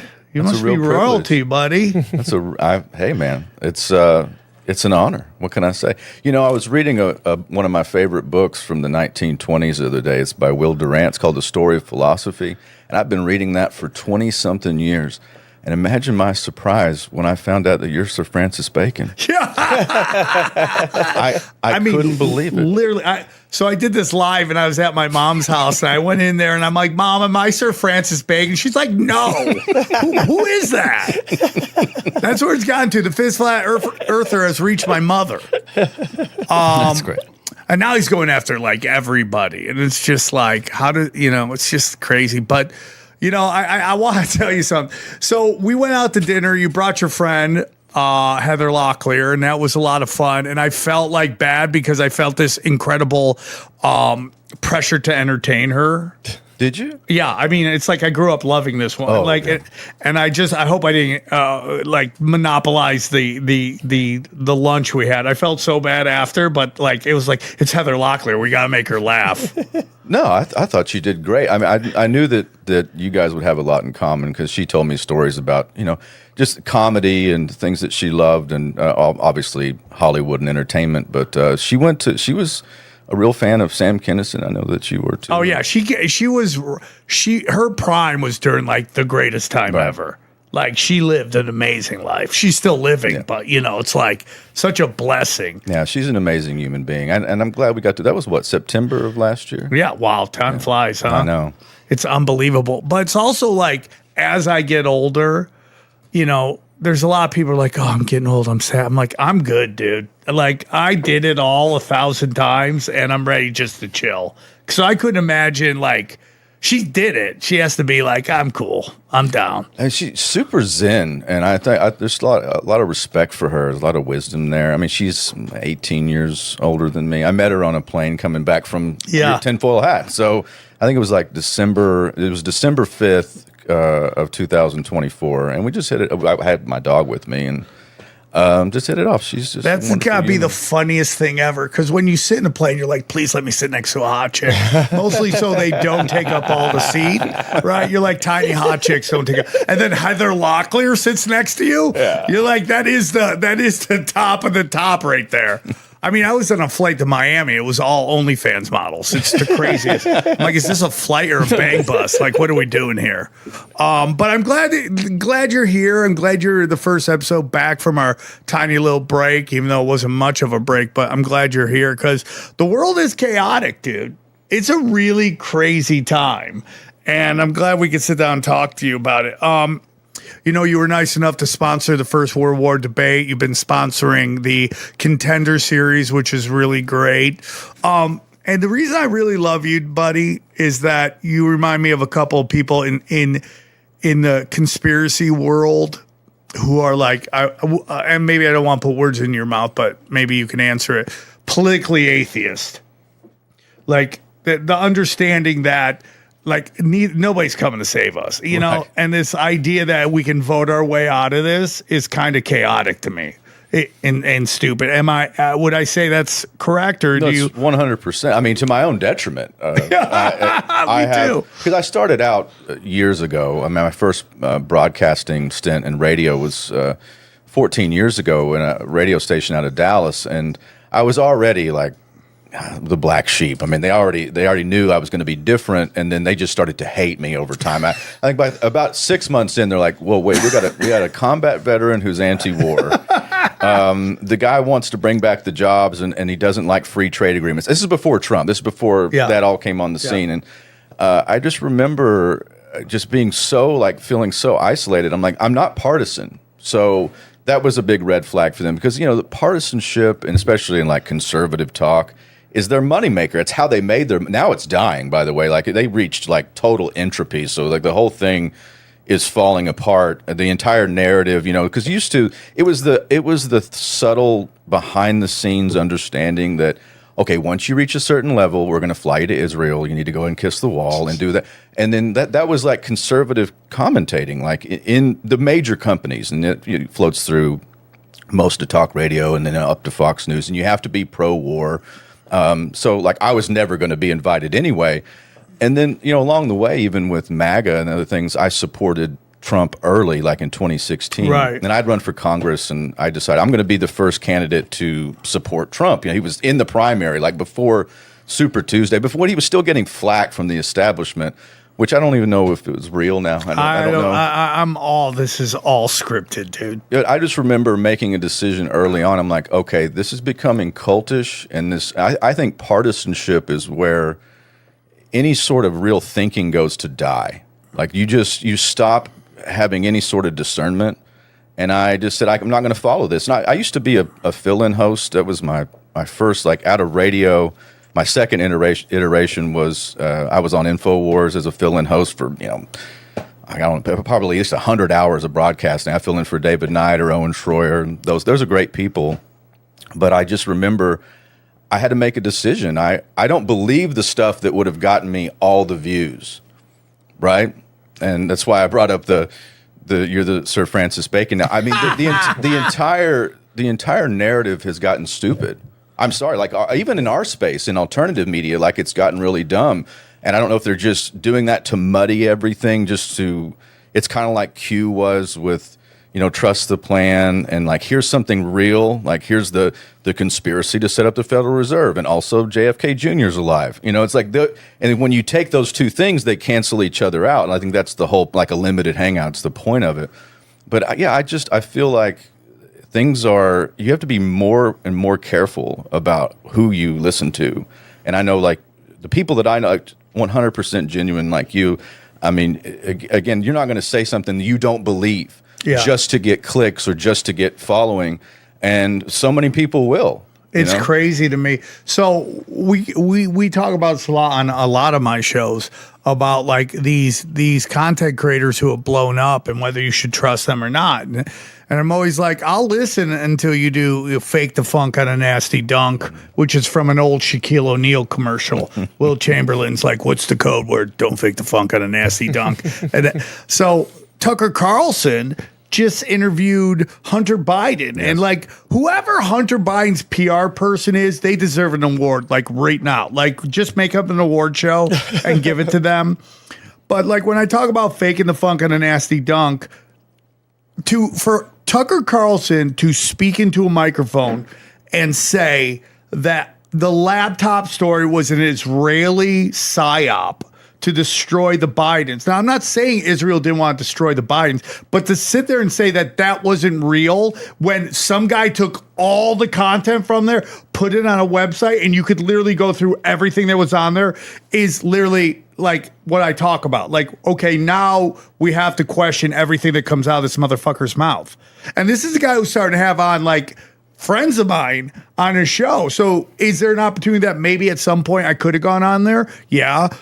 But I'm not going to not call him out on that. That's egregious to sit there and cover for this motherfucker who's getting foot jobs from his dead brother's daughter, dude. Like this is who we're dealing with right now. Why aren't you asking him, why do you have the Finger Lakes tattooed on your back? The place where people go missing all the time. Why is that on your fucking back, man? Explain it to you. I mean, people could go to Sam, why do you have a tramp stamp? It's not a tramp stamp. It's a champ stamp. And it's for my dead friend that didn't get enough love when he passed away. So people will ask me and I can tell them about my friend Jeff Scott. I'll tell you why I got that particular tattoo. Why do you have the Finger Lakes tattooed on your back? Why isn't anyone asking this motherfucker that?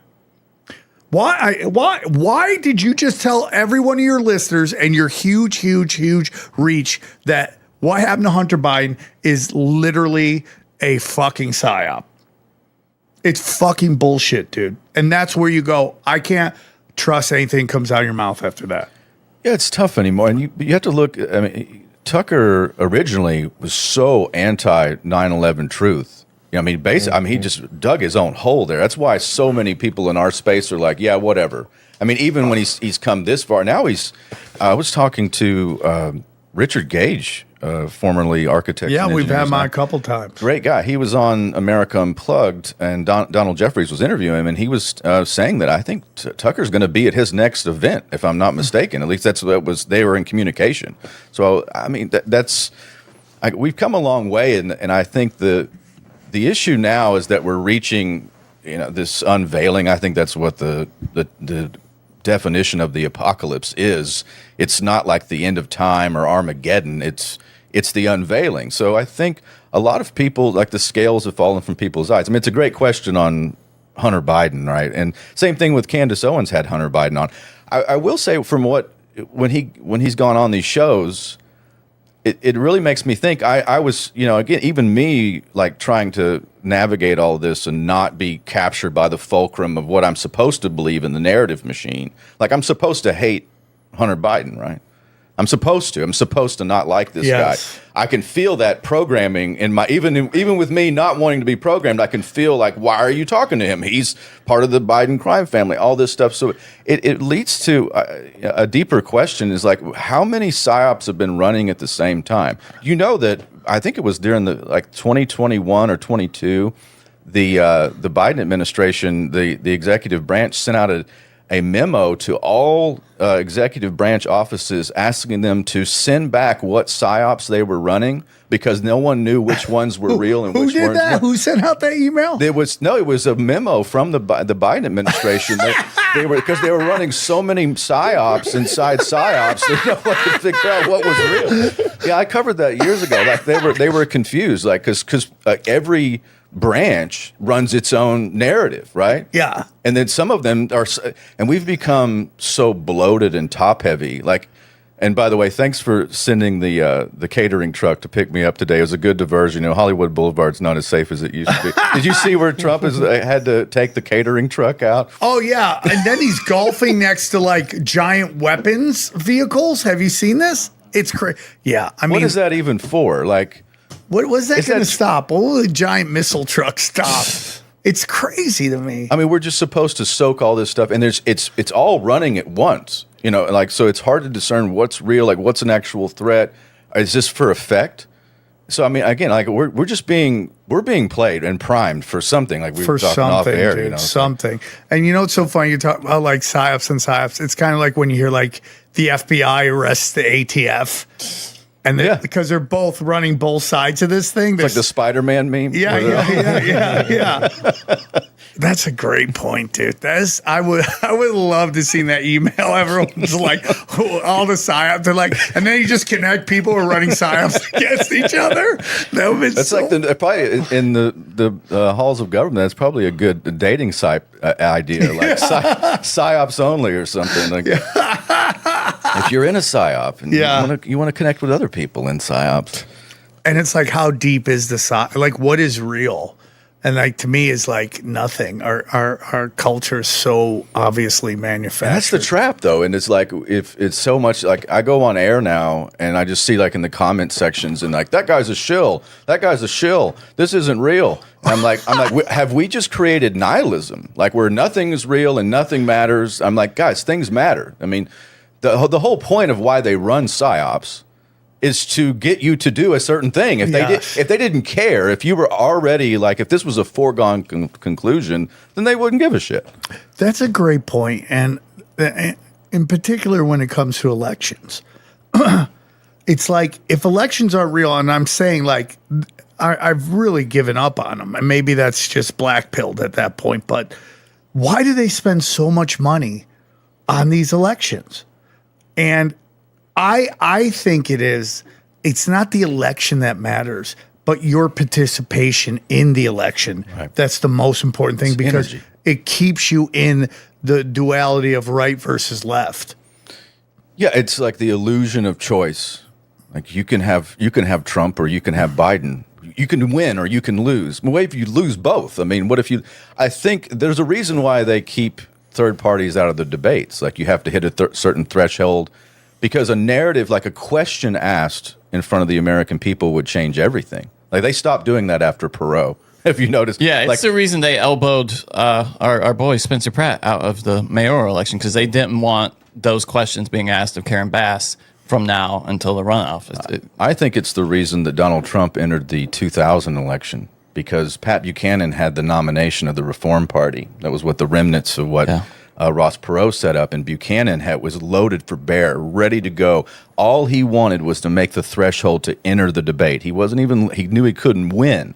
He just wanted to take down the major candidates and show them how corrupt, how stupid they were, or just how ill-informed, or the inability to truly answer questions. And Pat had that, and Trump showed up and just destroyed every organizational part of what the Reform Party was, and then just left. Like he called a Buchanan a Hitler lover because he wrote a book called A Republic, Not an Empire that year. And it was just about America First foreign policy, you know, how we could have avoided World War II. And that was, you know, for Trump didn't read it, obviously, but he just came out and said. Yeah, they gave him talking points. And he took down Buchanan and then just left it in shambles. And there was no, you know, real chance of him making the debates, which is all that he wanted.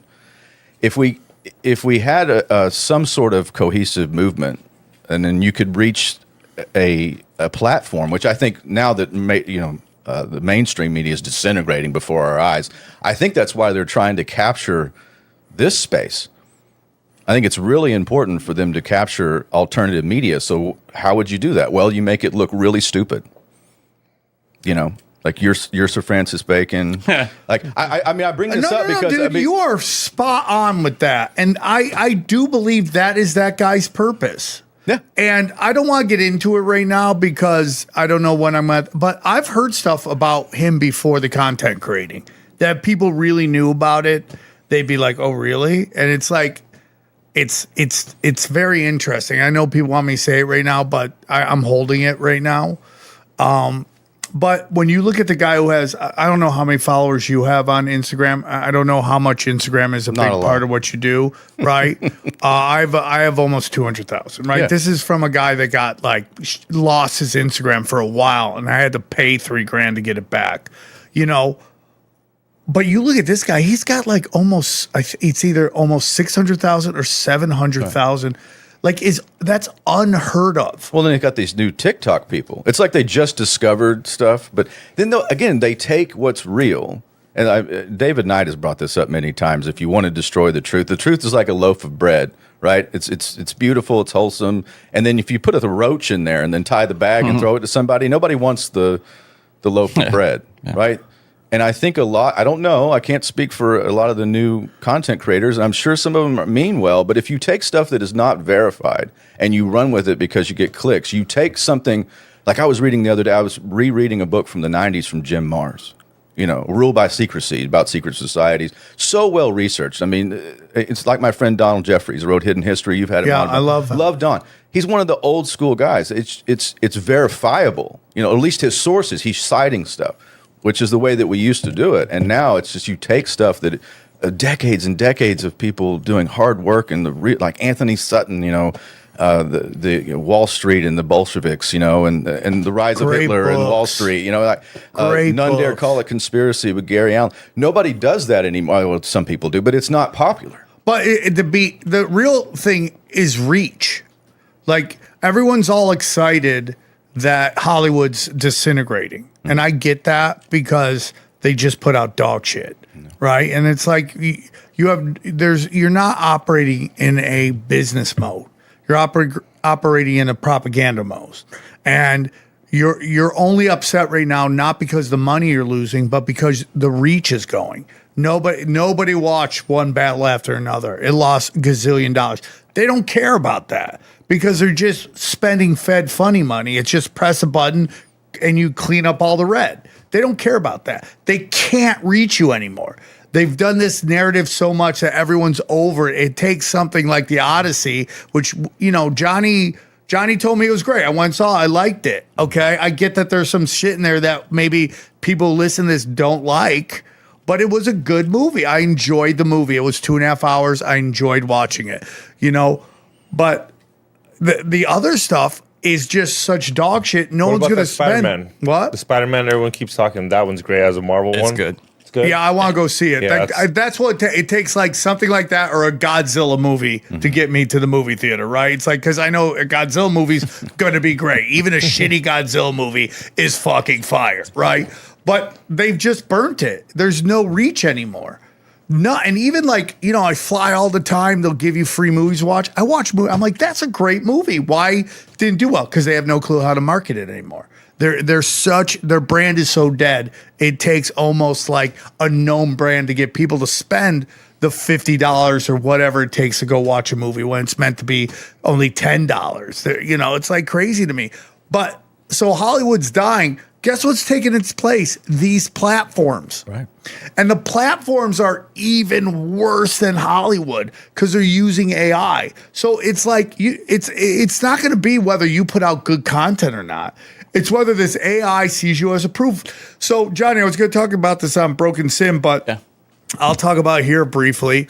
So I'm in a situation on Instagram where they won't allow me to pin certain videos. I'll have a video that might go to 1 million. It won't let me pin it. And I go there and you can see this thing where it's like the AI will break down your video, like what the content of it. So one day I'm like, I'll see what the video says about this. I have a pronoun bit. My pronouns are real M-word, right? Right. Just exploded on the internet. People losing their fucking skulls. I go to the AI to see the description of it. It literally says racist bit by a guy on a super edgy comedy tour, which is hilarious because one, it's a throw up bit. Two, there's no black people harmed in that bit. And I've been doing the same thing. What a racist tour? What for 32 years? I've been on a You should put that on a t-shirt. Yeah. super edgy tour. You know what, Johnny? I should put that on a fucking t-shirt. That would be awesome. Just click it and put it right on the shirt. Hey guys. Now we take a look at this clip from New World next week with James Corbett and James Evan Pilato.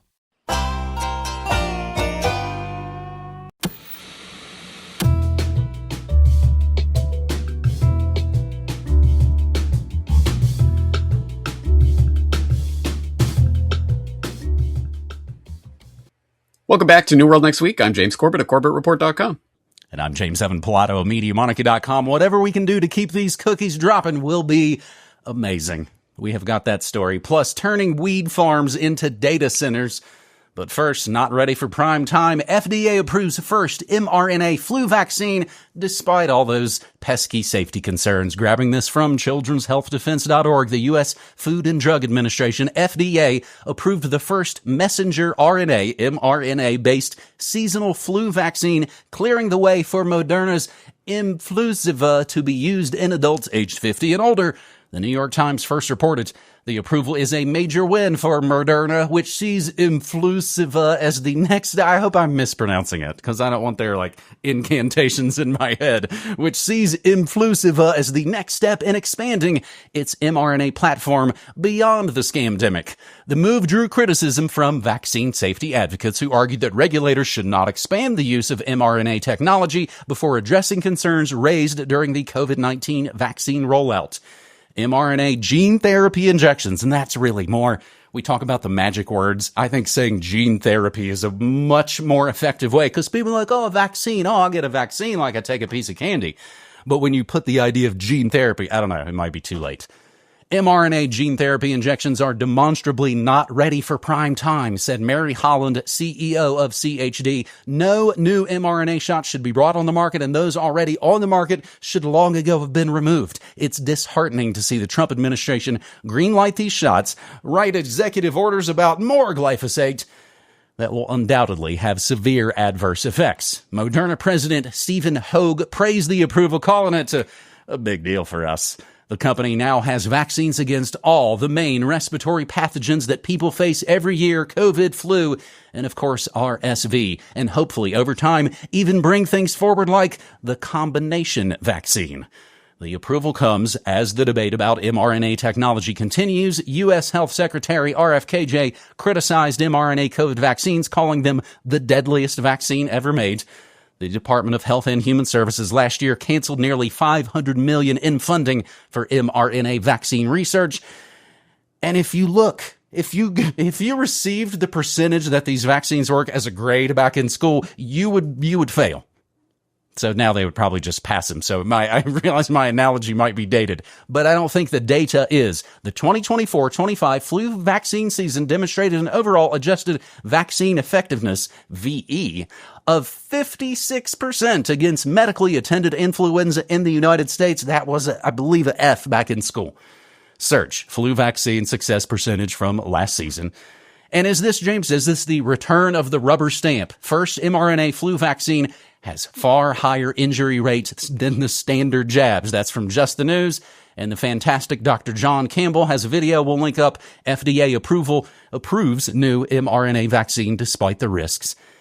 And James, before I throw it back to you, but we were talking about this morning on Morning Monarchy, and somebody made the really pithy comment that the FDA, it was probably in the form of a meme, the new pithy comment, that the FDA, the Food and Drug Administration, the food makes sure that the drugs part has constant new customers. They feed you a bunch of garbage and say this is all good so they can get you on the main line over to all their fantastic drugs. They kick you down the stairs and sell you the crutches. But I'm wondering, James, if the FDA got their hair on fire memo from Moderna. I cannot find our coverage on it. I can't find maybe the magic words to search in my archives. We covered it years ago. Internal documents show how rigged this process is. They would get memos that say, you need to approve this yesterday, man. If that sounds familiar.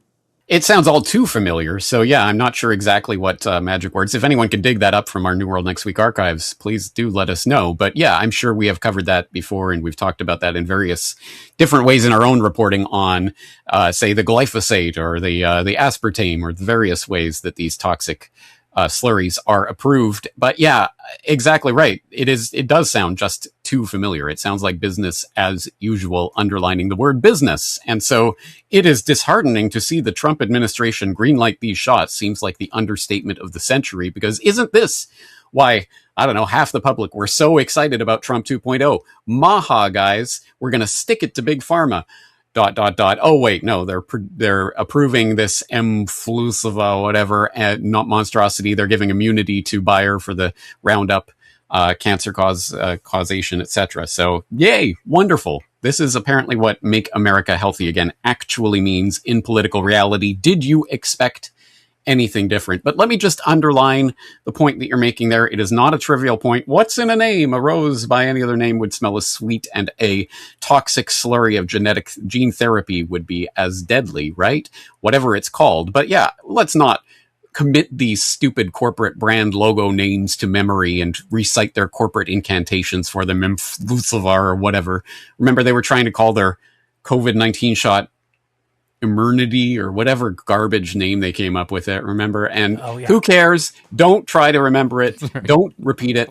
Call it the toxic slurry. Call it the gene therapy. Call it genetic modification garbage. Call it clot shot. Whatever you call it, just make sure that you underline what it really is. And I think that's part of what we can do to undermine this in the eyes of the public and to remind people, hey guys, I don't know what you voted for, but this is what you get.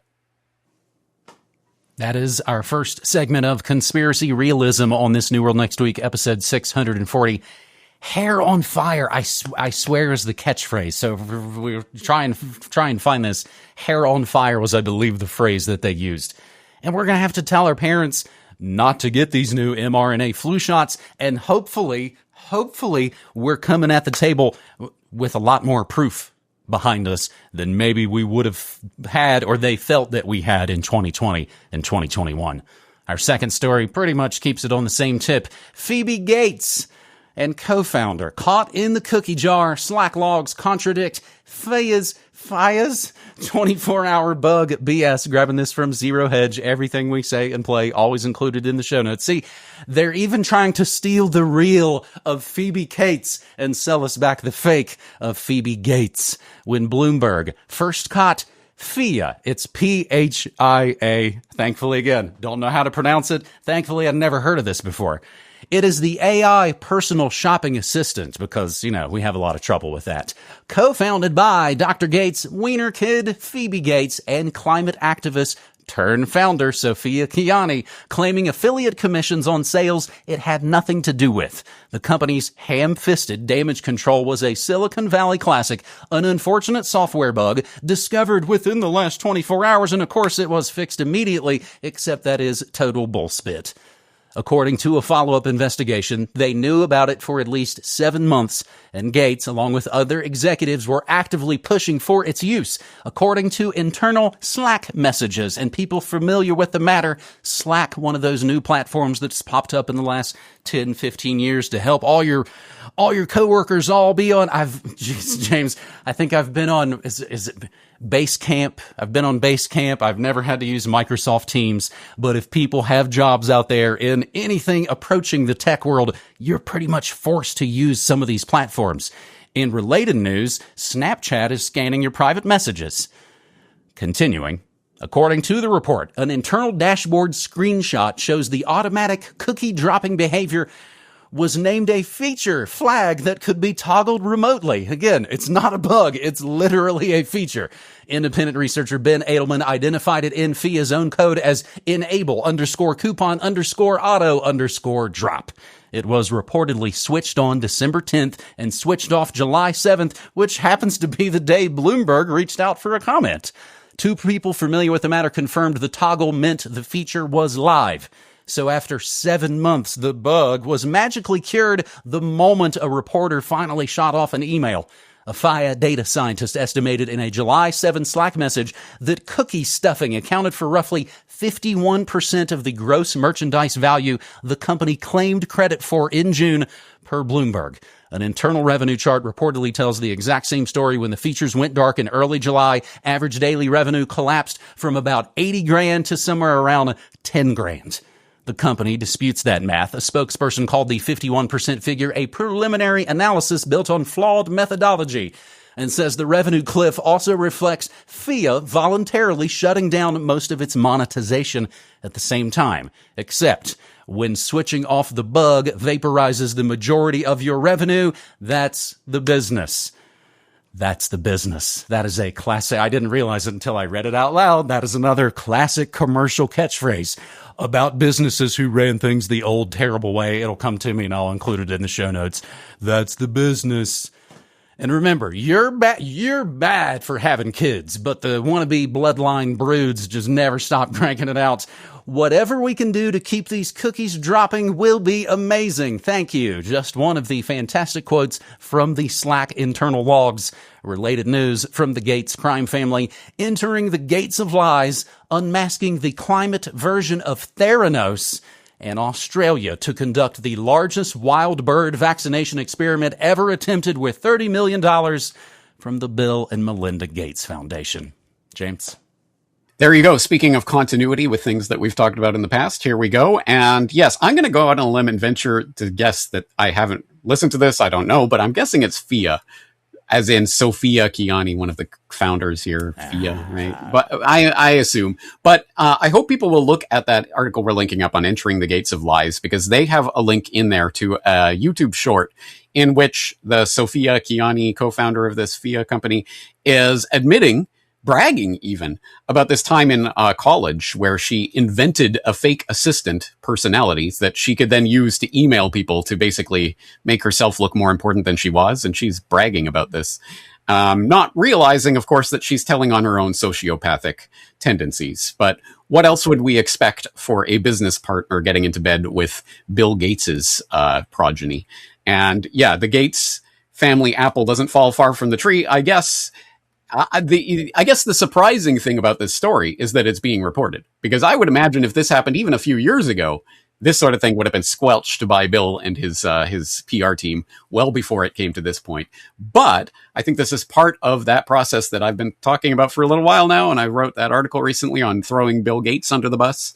Yeah, the globalists don't care. They don't have any allegiance to these people. At the point at which it becomes more convenient for them to throw one of their dutiful servant minions under the bus, they will do so. And it looks like Gates has been thrown under the bus. So we'll see what eventuates from this. I'm not exactly expecting Phoebe to be doing hard time anytime soon, but there are serious legal consequences to what they're doing here. It really is a crazy story. So I hope people will read these related linked articles to find out more about it. But yeah, speaking of crazy articles, yeah, that thing about the wild bird vaccination experiment is just bonkers. And they're going to collect these 5,000 wild penguins and vaccinate them against an avian flu that they've never even had, and then microchip them and then re-release them and then collect them again later and then re-inject them. It's just this crazy nonsense, and funded by the Gates Foundation. So even if they throw Bill Gates under the bus, it's not like the agenda is thrown under the bus. It's not like the massive amounts of money that have been accrued under that umbrella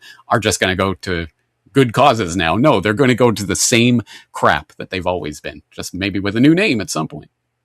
As we have said many, many times, it's not about Fauci, it's not about Flock, it's not about Blackwater and Monsanto, because they'll just change the name on you. James, it's like a horror movie setup. I find myself missing the times when horror movies were just some weird fringe thing that not too many people actually liked, and now it's just worldwide on the news all the time.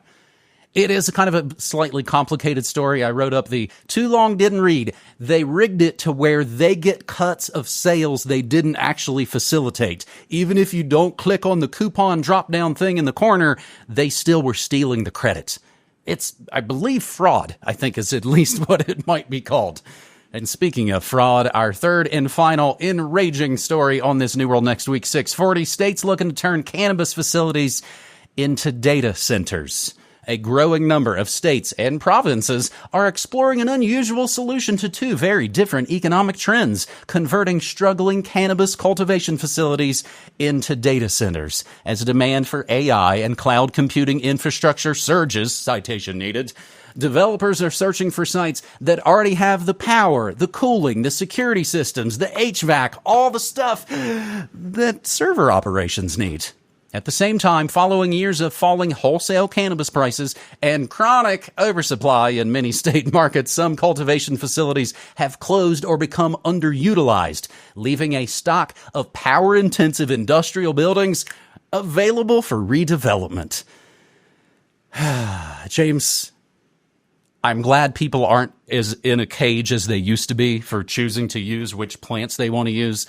The laws passed in Oregon and New Mexico are actually pretty fantastic. Yes, it creates the giant state-run bureaucracy where you can go to a store and get put on a list to go buy their weed, or you can grow it yourself. You can possess it yourself. That to me is the biggest, hugest difference that really matters. And other states that kind of tiptoe into a little bit of regulation or deregulation or legalization, or call it what you want. West Virginia's laws, terrible. I went over this a lot on my morning show. Lieutenant Governor Dan Patrick just banned Delta 8 in Texas. And there are all these sort of cannabis-adjacent things that have popped up over these last several years, and they seem to be trying to ban kratom, THCA, etc. This is all essentially seems like a big win for Big Pharma. It's a big win for Big Beer. It's a big win for big prisons. And Texas's reputation, I think, as a font of freedom is just as phony as California's.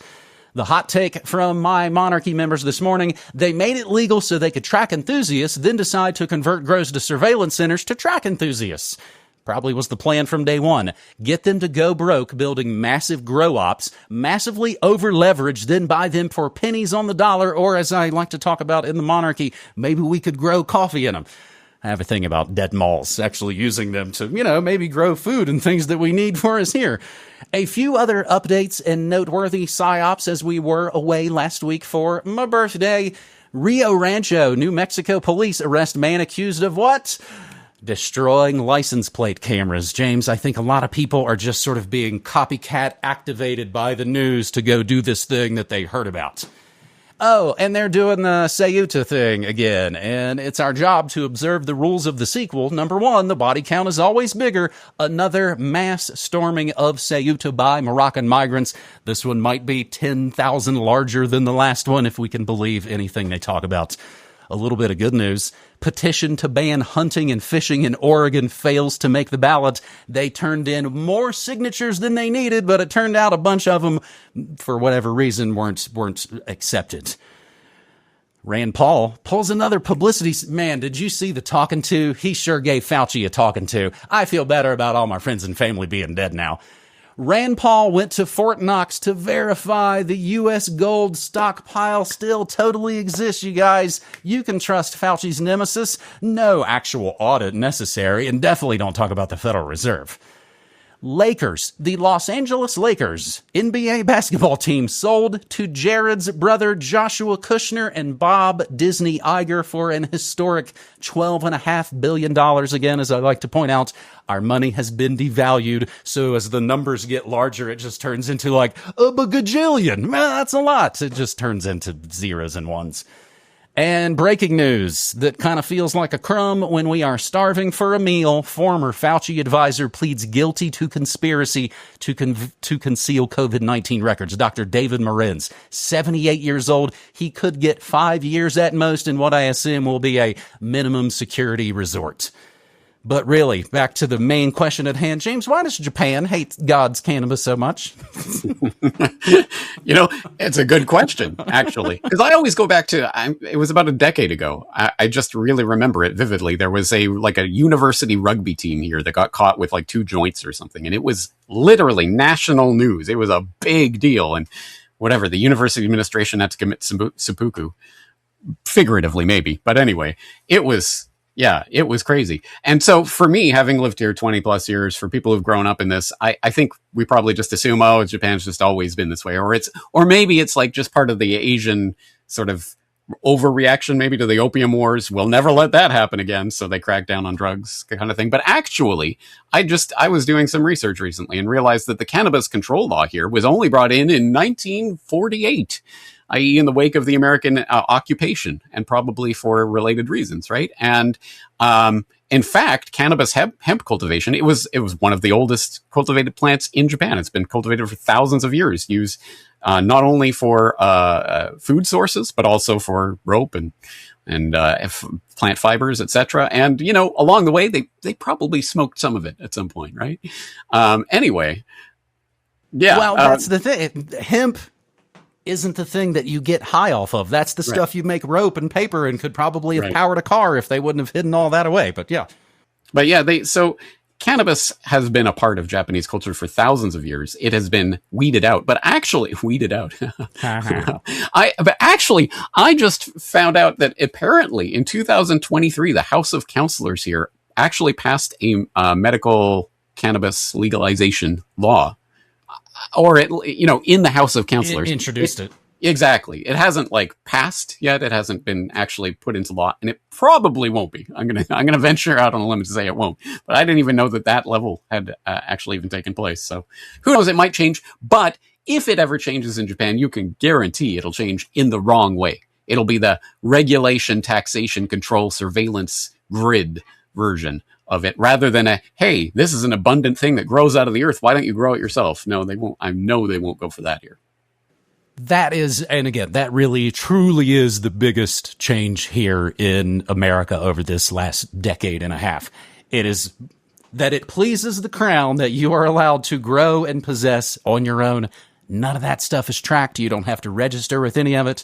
And that, to me, again, that is a real change, I would think. Not just hey, we've set up another boondoggle for you to constantly get on our list and pay us for things that, of course, you could do for yourself. James, I think it really is. You of course, I think coined really the Bitcoin psyop, using Bitcoin as the destroyer of anything cryptocurrency. And I think it's the hemp psyop. They've destroyed the ability to do the textiles because it just all gets slathered with the same brush.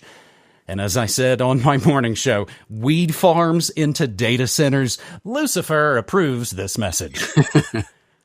We run NewWorldNextWeek.com as a source for corporate and monarchy gear and goods. You've never seen any ads on our work. Our work is what we give to you, and if it resonates with you, of course, we would love and appreciate your support. A little extra note, though, run by yours truly for a couple of weeks. I am in Bachelortown. If you get something at NewWorldNextWeek.com, it shall be shipped and handled by me.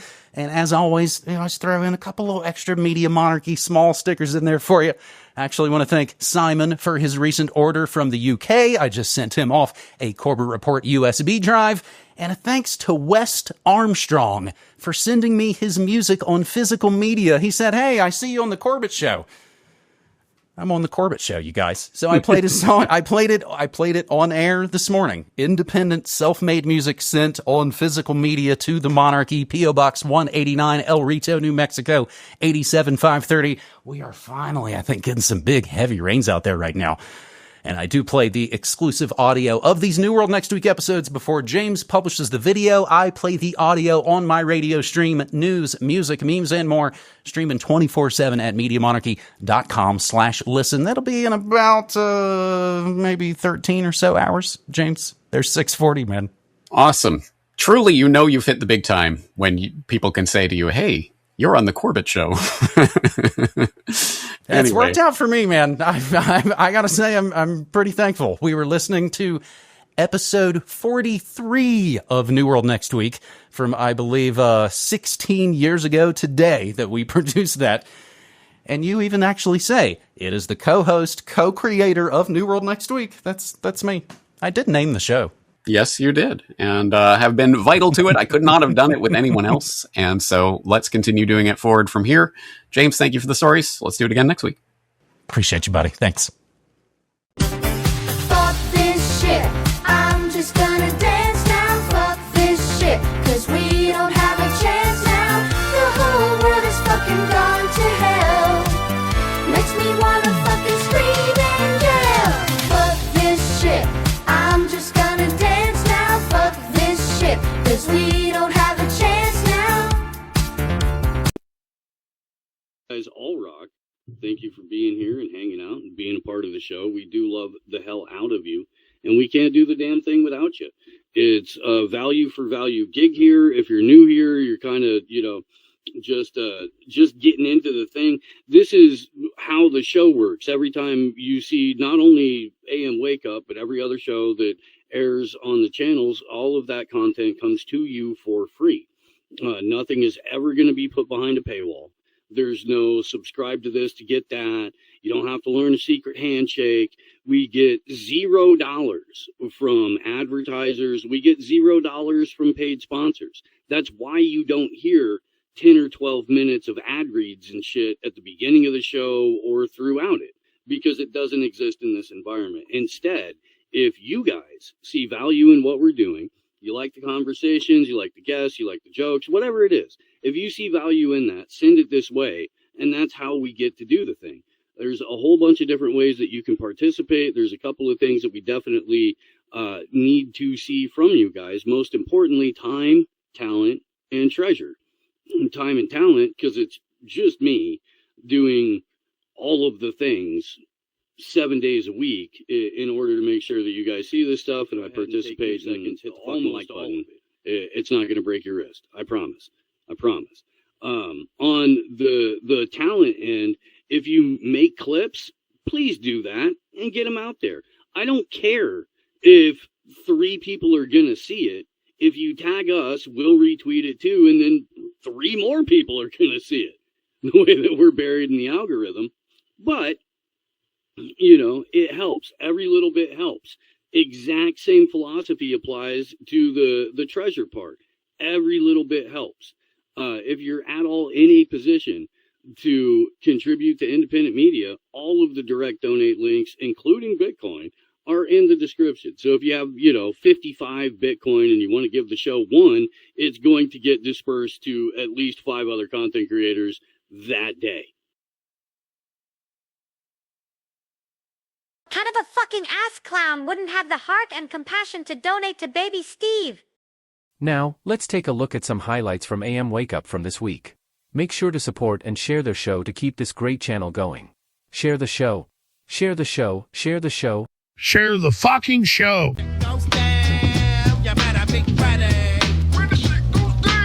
It was fine earlier. It was. All right. Should be good now. Let me know. I think the delay is caught up over on. Oh, no. Huh. Let's see if it's caught up yet. Is the woohoo? Yes, it's caught up. Good Lord. Oh, that's fun. Let's see if we can recover from that quickly. All right. There we go. There we go. I don't know if anybody else has had the misfortune of being in a line in a place like this, but it do exist. Here we go. Let's try this all over again, and then I'll open the show. What can I get you today, sir? Yeah, I'll just take a coffee. All right, that'll be $5.75. All right, man, sweet. The order will be out in just a sec. Love it. Quick and to the point. Oh, sorry. What was your name for the order? Cooper. Okay. Type of milk? It's fine, thanks. Small, medium, or large? Small. 16 or 24? I think it's 16. Hot or iced? Iced. No ice, light ice, heavy ice. The normal amount. Creamer? Yeah. Heavy cream, half and half, non-dairy? Non-dairy. Sugar? Yeah. 1 sugar, 2 sugar, 3 sugar. 2 sugars. Vanilla, caramel, strawberry, dark caramel, light caramel, dark chocolate, milk chocolate, strawberry, white chocolate. Vanilla, for Christ's sake. We're here to go. To go? Sleeve or no sleeve? It's ice. Sleeve or no sleeve? Sleeve. Double shot or triple shot? Double? Long shot or ristretto? I don't, whatever you do. Yeah. Whip or no whipped cream? Whip. No whip. No whip. Rim the cup? Rim the cup? Chocolate or caramel drizzle? Yeah, sure. Chocolate or caramel drizzle? Caramel. Plastic or biodegradable? Plastic. You piece of shit. Sip lid or straw lid? What's the difference? One you sip from, one you straw from. Straw lid. Straw or no straw? Don't I get that myself? No, we don't do that. We don't do that. Okay, straw. Okay, so just a 16-ounce iced oat vanilla latte, light ice, double shot ristretto, no whip, caramel rim job, non-dairy creamer, 2 sugars in a straw, plastic cup, and a sleeve to go. Yes. Small black coffee for Cooper. What the fuck? Yes, yes.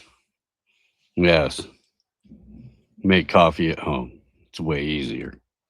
You can even curl it up all you want. It's possible. It is. Welcome to Tuesday. Sorry about the weird mic switch thing. StreamYard decided to screw me over a little bit.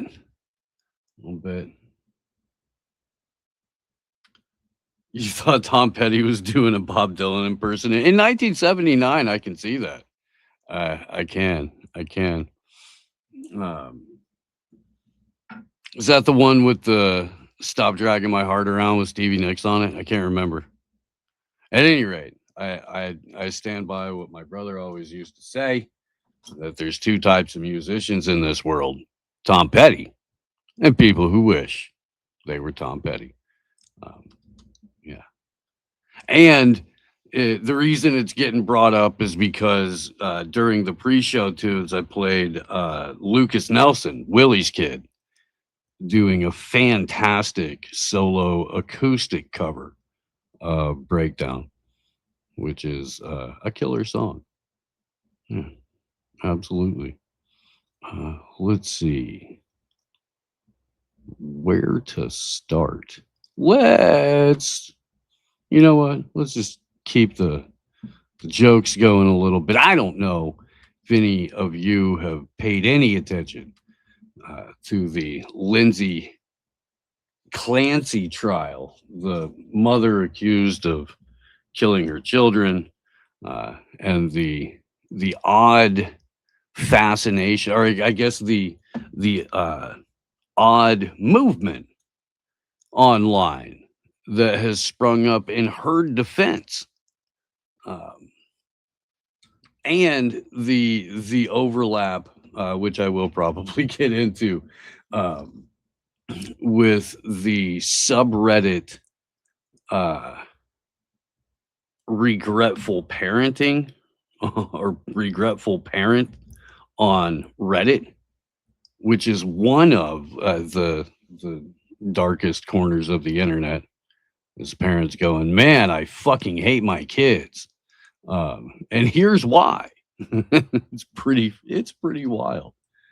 But before any of that, here's a friend of the show, Ryan Long. Okay, men are more likely to kill their wives, but women are more likely to kill their kids. And there was another one recently, Lindsay Clancy, you know? I don't know what the kids did, but and it's crazy because all the detectives on TikTok have decided that the husband did it, right? Right? Is that not crazy? These psycho bitches online. Thank you. One of the things they say, they go, he was too calm on the call. You're like, yeah, because he's relieved that the whole rest of the world is going to know how crazy his wife is too now. Did I hear an internet detective in the audience who disagrees? What happened? Well, okay, tell me the true story that I'm missing. All of a sudden, once you get them away from their keyboard, from the safety of their laptop, Alex Jones lost everything for doing what these people do 40 times a day. There's 4 women in this audience being like, he's guilty though. But he did do it. Okay, so one thing they did do is they did kind of help solve the Idaho murder. And this one woman on TikTok said she was using astrology to find out who the killer was and told everyone online. And they all went to the person's house and found them. And it turned out it was the wrong person. But so kind of ruined his life, actually helped the killer a little bit. But and then they went to court and the judge sentenced her that she's not allowed to be a TikTok detective anymore. I love that. It's my favorite part of that. You're banned from being a TikTok detective forevermore. Sorry. You have to go live in Shelter Cove now. That makes sense to like 3 people, but that's okay. It is Tuesday, which means it's T-Lab Tuesday. So we are joined by our good friend and brother, Ryan Cristian, founder and host of The Last American Vagabond. Good morning. One of the downsides to living on off of a 2-lane street is and I guess and more of a slightly rural areas, the construction that can happen. That it's just like the most absurd thing in the world. I mean, I get it. Like things have to happen. I get, it's construction that's on the street that's just causing like fucking 30 minutes. Like it's insane. But I would argue they should be doing that at times when it's not peak traffic. Yeah.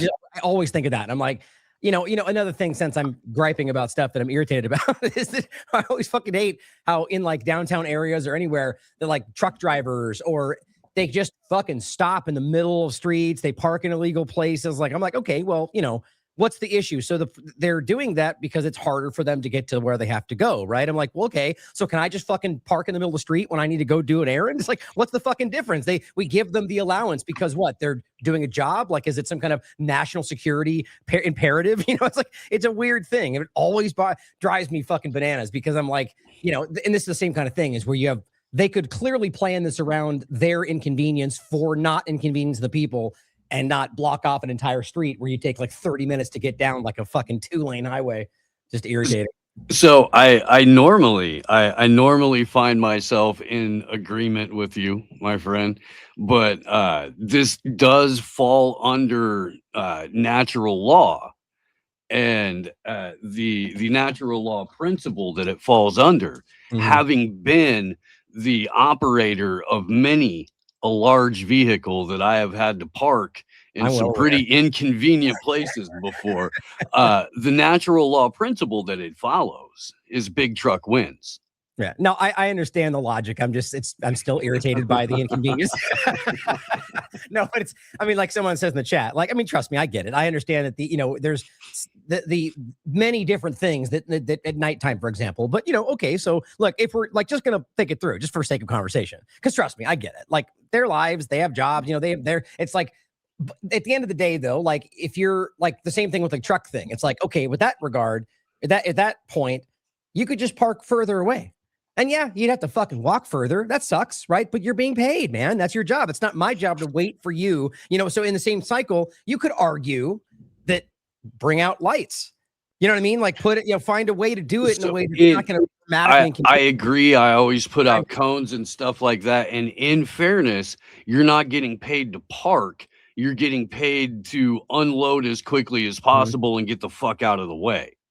Right. And so the two things. The construction one's the real point, but that one I just think is obvious. Like, go fucking park somewhere and walk there. I'm sorry. Bring a fucking hand trolley. Like, it's your job. It's like, and because it's honestly, it's not like it's something that's allowed. Like, it's not like there's a law that says UPS can park in the street. Cops just let it go. Well, they're delivering a package. It's like, well, fuck that. That's just it's one of those ways we show that the people in power can just dictate.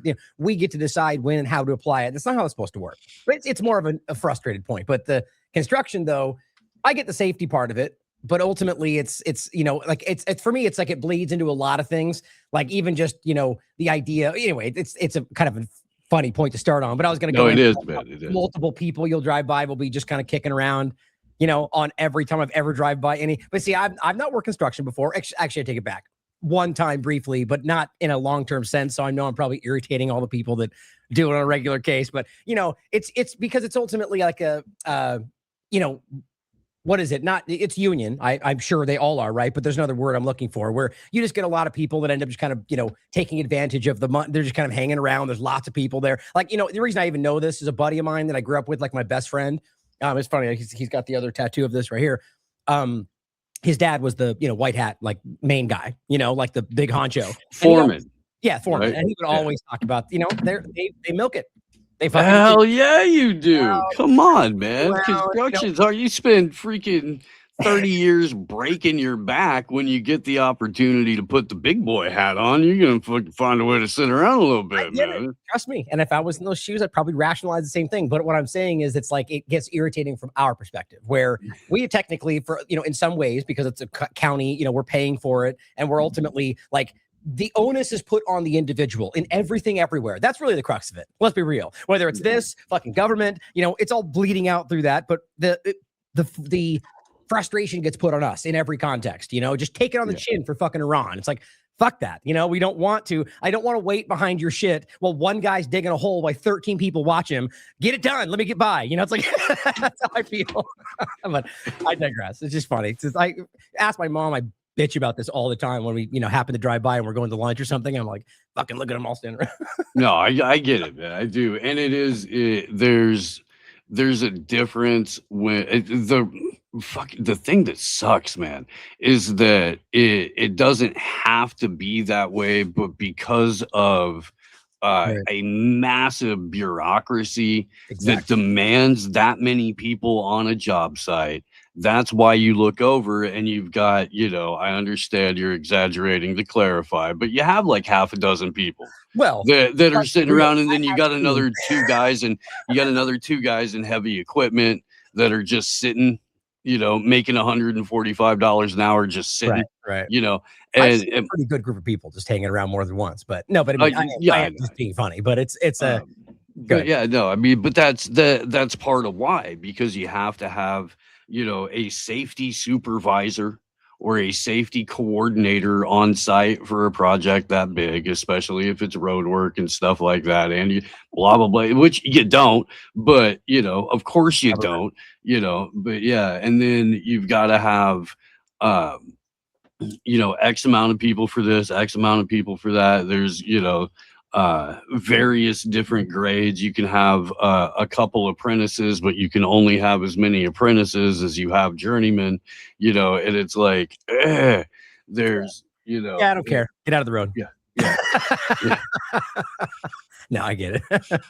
It sucks. I mean, you're hamstrung. And then the other alternative is to try and do it through a private company who then has to work even slower because they're battling the county every step of the way because the county wants to shit on them for taking their work. You know what I mean? And so it's even more of a hassle, which is why I never did construction at that like commercial level. It's always, a little bit easier to be under the table local and doing, mostly like remodels and add-ons and stuff like that.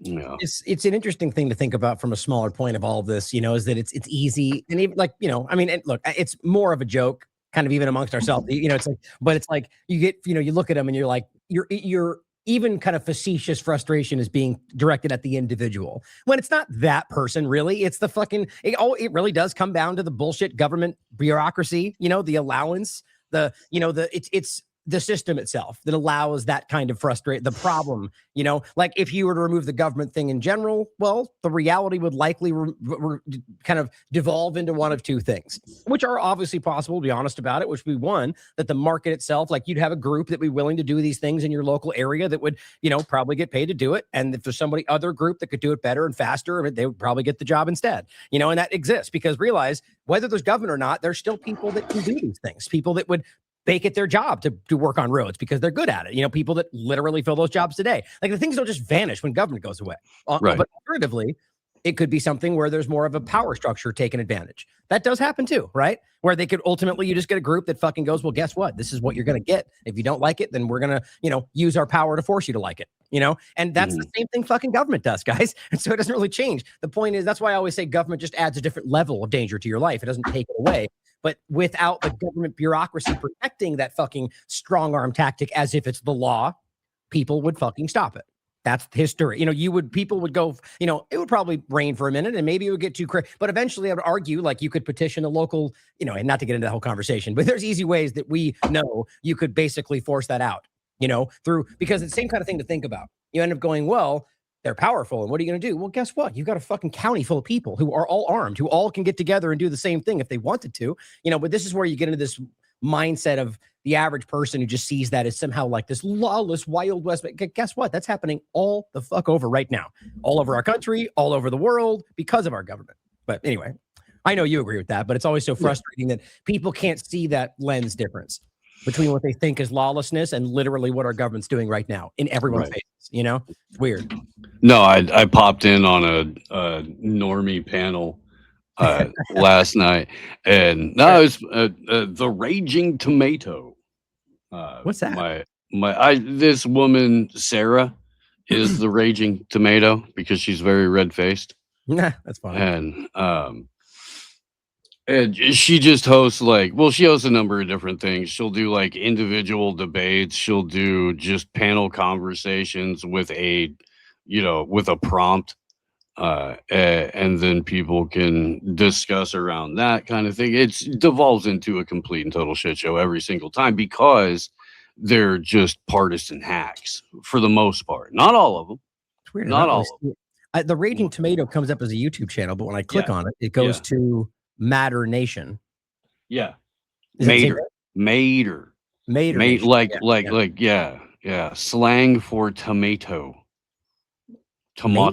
Mater. You have to grow them maters. Oh, I guess. You live in Tennessee, man. Well, you're surrounded by people. I didn't grow up in Tennessee, so it's quite different. But mater, it just seems like a bit of a stretch. Anyway. Tomatoes. You gotta just say it in the right kind of voice, man. Yeah. You got them maters out there in the garden. You best go pick them in August when they get big. That's not voice. That's just saying it wrong. You could say tomato with a voice, or you could say it wrong with a voice if you want. Now, I always make fun of that. It's called vernacular, you elitist prick. Vernacular. Yeah, that's also a stretch. Oh, that's fucking great. I know. But no, I popped in. Yeah, right. Tater and potato, same kind of thing. Sure. Yes. Yeah. Yeah. But he's saying it's also equally a stretch, which I agree, because it's more of a fun thing. Like, a tater it's like a slang. But that's just how we are as the our species. Our language just becomes more truncated, and then you add technology to it, and it becomes ridiculous. Were you ever subjected to watching the movie Cars? No, actually, I never saw that. And I'm not usually one to watch those, but they always end up coming across somehow, whether it's with your nephew or you know what I mean. But I've seen a lot of those, but not Cars. Okay, well there's a tow truck played by Larry the Cable Guy.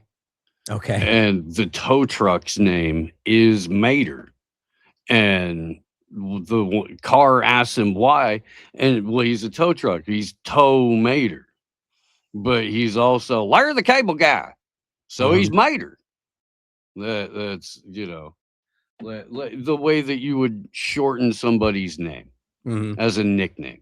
Yeah, right. Right. Hold on. He's like, it's still wrong. I don't give a fuck. I'm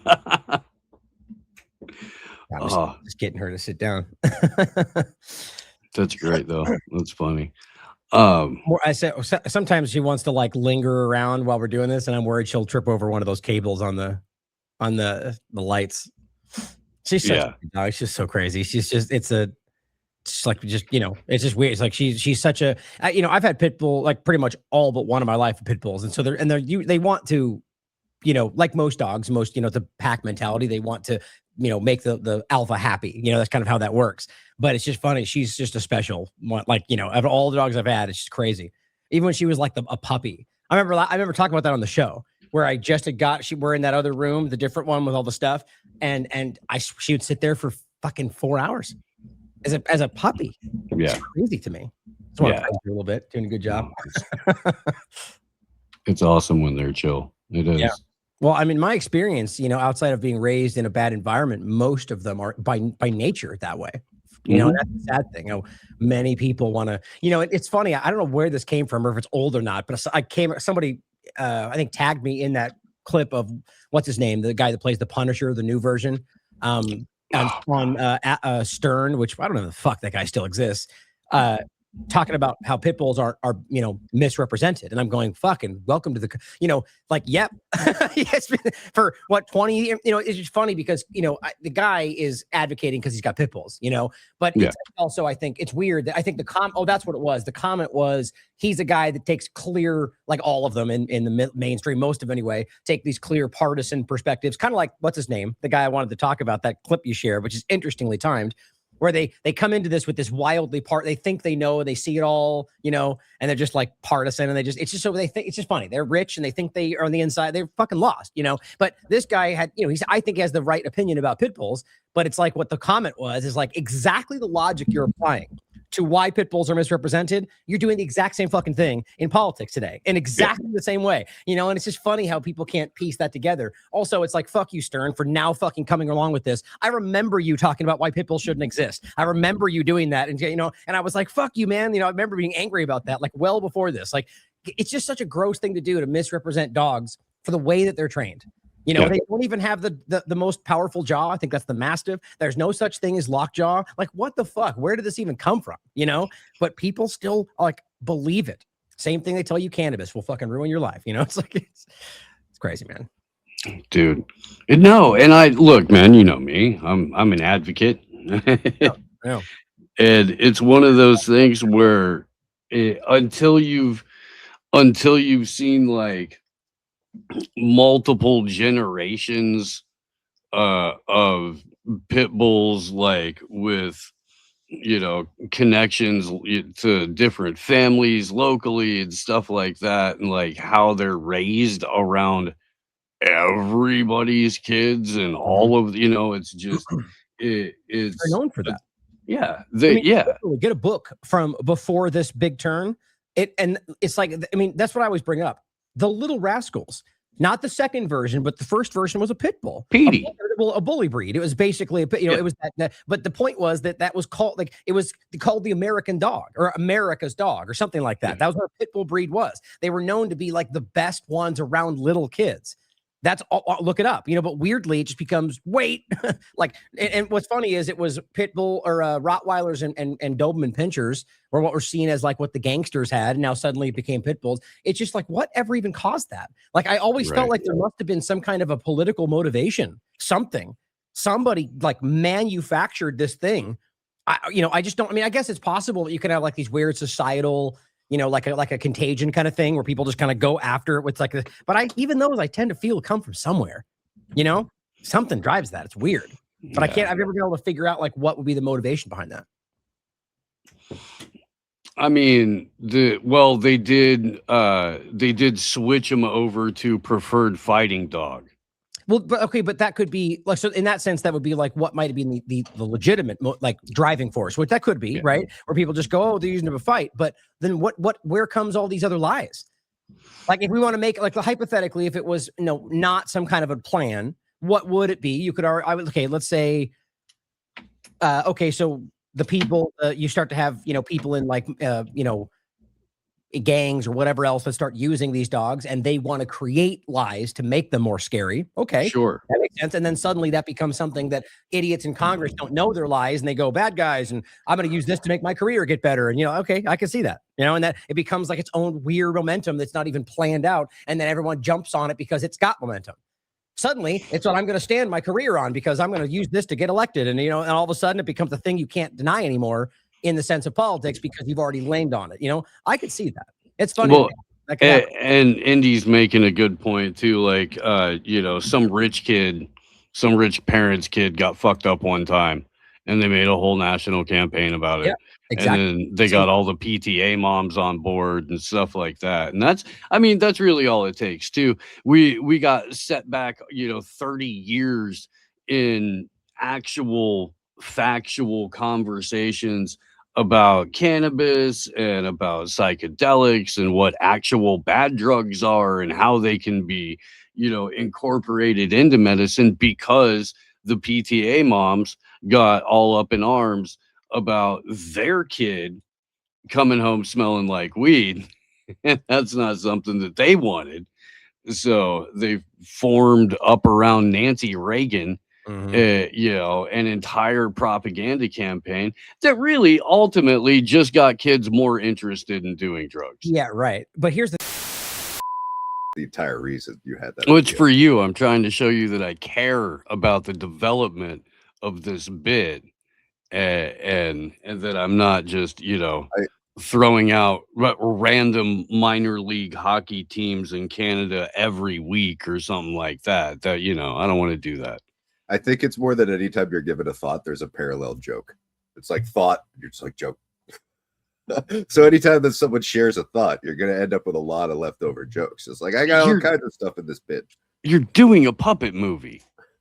True, and it's not like it's a random thought. Tease. No, I mean the fucking like college that issues a doctorate in like hand flapping or whatever. You know, it's like no, not that doctorate. A couple doors down. Yeah.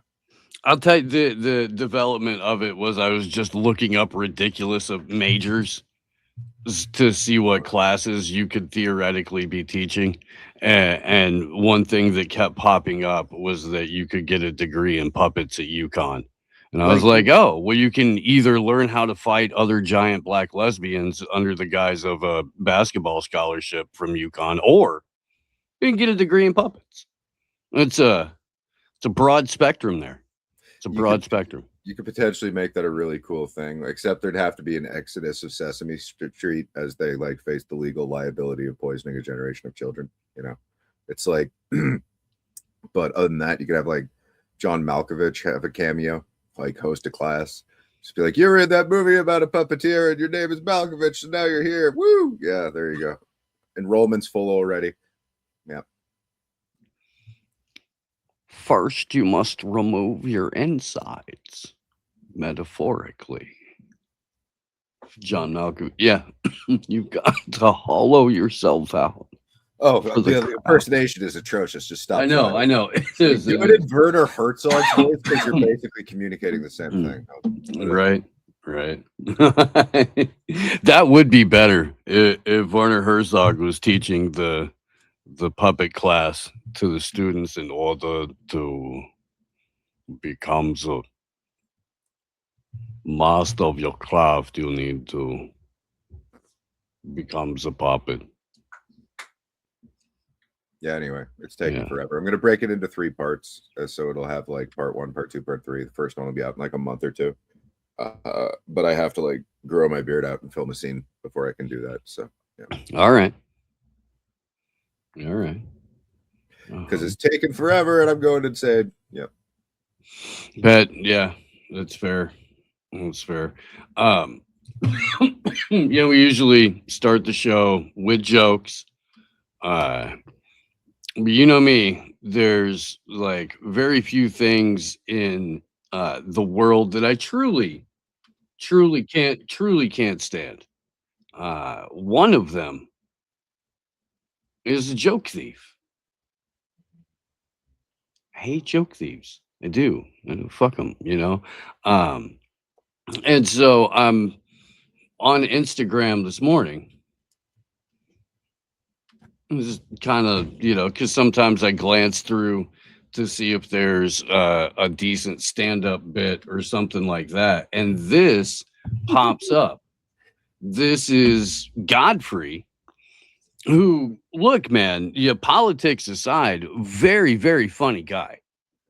Very talented dude. Does some of the best impressions on the planet. His Trump is hilarious.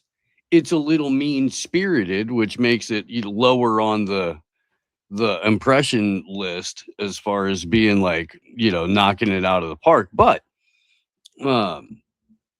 very, very good. And so I saw this. Asked to have black players, Alabama football. And Bear Bryant at the time, he was the coach for Alabama, and they were like, I think we need colored players. And and the alumni was like, we don't want no goddamn no colored players, goddamn. You better not hear no I'm sure you know what they were saying, right? And then one day Alabama was playing a team with colored players. And this is what they saw. What the hell was that? That was one of them colored players, coach. He's like, yo, let me get the phone. Yeah, we need some colored players. Why? Because to catch the other colored players. Shit. They were the last. So, Alabama football. And I'm watching this and I'm like, dude, why? Why would you just so blatantly rip this joke off. Ah, God, fucking StreamYard again. If it's not one thing, it's another. Was it off for the Godfrey one? No, that was audio. All right, good. Good Lord. This is fun. Segregated their football team. So up until this point, Alabama football was just white. All right. And everybody down there was pumped on that. They would pack the stadium. Everyone would be like, look at all those whites running around, catching it. And look, I'm not knocking them too hard because I still have a little bit of that in me. You know, like if a white guy catches the ball on Sunday, I'm like, oh shit, go. Ah, they got him. It's a tough run, a smart run. Tough run there. But no, they took it too far. And so the documentary focuses on that. It focuses on Bear Bryant. Bear Bryant, legendary head coach. He was the head coach that brought the first black players onto the team. So the whole documentary is like celebrating Bear Bryant. They're like, fucking way to go, Bear. You did it. What a hero. And then you find out it was 1971. Like, oh, well, a little late for high fives on this one, fellas. Holy shit, 71? Like we had been to the moon. There were literally people on the moon before Alabama had black guys in their secondary. Does anyone understand? There were white corners. White cornerbacks. You understand how preposterous that is? Some of you are too young to have ever even seen a white corner. They're extinct. They don't exist. There's two left at the San Diego Zoo, and they won't reproduce. You'll never see a white corner. But that's what happened. It wasn't like the reason they desegregated the team.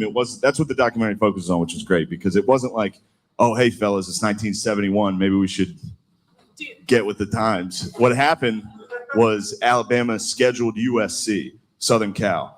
Alabama was confident. They're like, oh, white boys are we'll take on anybody. Whoops. And then USC came down to Alabama with a bunch of black dudes from LA, just beat the fuck out of Alabama. And then after the game, Bear Bryant gave like a speech and he was like, hey y'all, come on. That was it. That's all it took. Everybody down there was like, yeah, we get it. We'll be less racist. If it means we can win. What? That's what it is. Like as big as racism is in America, football. Yeah. So that's, and then he goes on to say, so if the transgender community wants to be accepted, all they have to do is beat Alabama at football. And then, you know. He didn't really steal the joke though. They're around the same story. They're orbiting concepts. It's almost word for word the premise, and then all he does is make it a black joke. But okay, yeah, I get it. They each took their own respective interpretation from a historical. Okay, so let's moment. just quickly. And then Shane Gillis's special was released in 2021. Live in Austin was pretty sure. Let's find out the actual release date. Okay, 4 years ago, 2022. It's got 56 million views on it. That's not parallel thinking. That's going, I am directly taking word for word the premise and then making it a black joke that's solely derogatory and mean-spirited towards white people because that's the angle of approach that your comedy comes from. That's your lens of the world. White people are terrible, and you know you're an oppressed millionaire. I don't know enough about the comedians to be able to comment on their personal life as it applies to their But I'm talking about his comedy. Yeah. I don't know the guy at all, or his comedy, which apparently is bad. And that's fine. I guess I just found that like the line or the punchline for the first one was basically the line, colored folks to catch the other color, or what did he say? The like black folks to catch the other black folks. What was the exact quote? Do you remember? Yeah, we need us some colored folks to catch the other colored folks. Yeah. That was the punchline. And then the other one, it was like, yeah, we get it. Be less racist because of the order. And I'm saying it's like they're so close. They overlap, but it's not stolen. It's just like driving in the same lane. 100%. It's 100%. No. Okay, stolen. tell a joke right now, and I'll say the same joke in a very close way that almost hits the ship. Nah, which, dude. like, bumps the No. rear off and then like steers off in a worse direction. Yes. That's No, still dude. something that demonstrates the point. No. You're afraid of that one. That's you some don't want the bullshit. iceberg because you know I'm enough of a captain to like steer clear of the iceberg and knock Jack and Rose off because I'm sick No, of it. dude, it's a fucking semantic point that only a joke thief would use. That's what bothers me about it. A joke thief would make Yeah. that semantic point. Yeah. So you actually wait. You actually think he like saw that thing and he's like watching it, and he's like, this fucking white. How shade can I guy make this a black joke? not Yes, telling the I black think joke that's right. I'm gonna take that joke and I tell it think like it ought that's to be. I told think that's because yay, that. 100%. All right. People have like Hamburglar mustaches while they watch 56 million people's comedy routines. I think that 100% Godfrey saw that joke because he's one of those people that has been calling Shane Gillis a racist. And that joke is about ending racism in Alabama because of the value they place on football. And so you can't be like, well, it's not racist, so let me make it black racist like I make everything else because I'm a black racist. And I think that that's exactly what happened. It's the exact same thing as Carlos Mencia going into a comedy club, watching everybody do their material and going, how can I take that home and incorporate the word beaner into it? That was his whole career. Let me steal a joke and then make it about, beaners, even though you're from El Salvador and you don't like Mexicans that much. All right. That's cool. Yeah. But yeah, it's the exact same thing Robin Williams did. How can I punch it up with some holes and stuff I like hate that. it. Robin Williams stand-up was fucking terrible. I hated it. And it was almost all ripped off.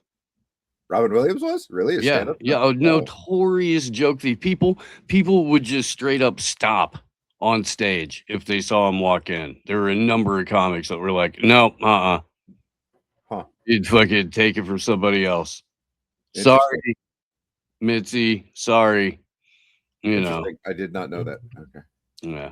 Oh, dude, it bad. Like bad. But yeah, there were people that refused to do open mics at clubs that they knew that he would like show up at.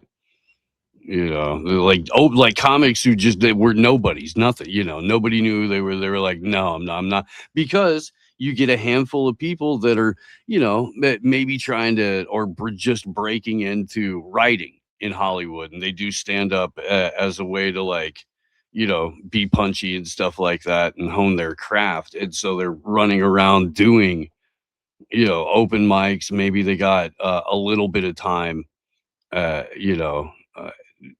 an actual regularly performing comedian, something like that. And yeah, dude, those guys get ripped off all the time because they do have one or two good jokes or one or two really good premises, and people will just grab that and run with it.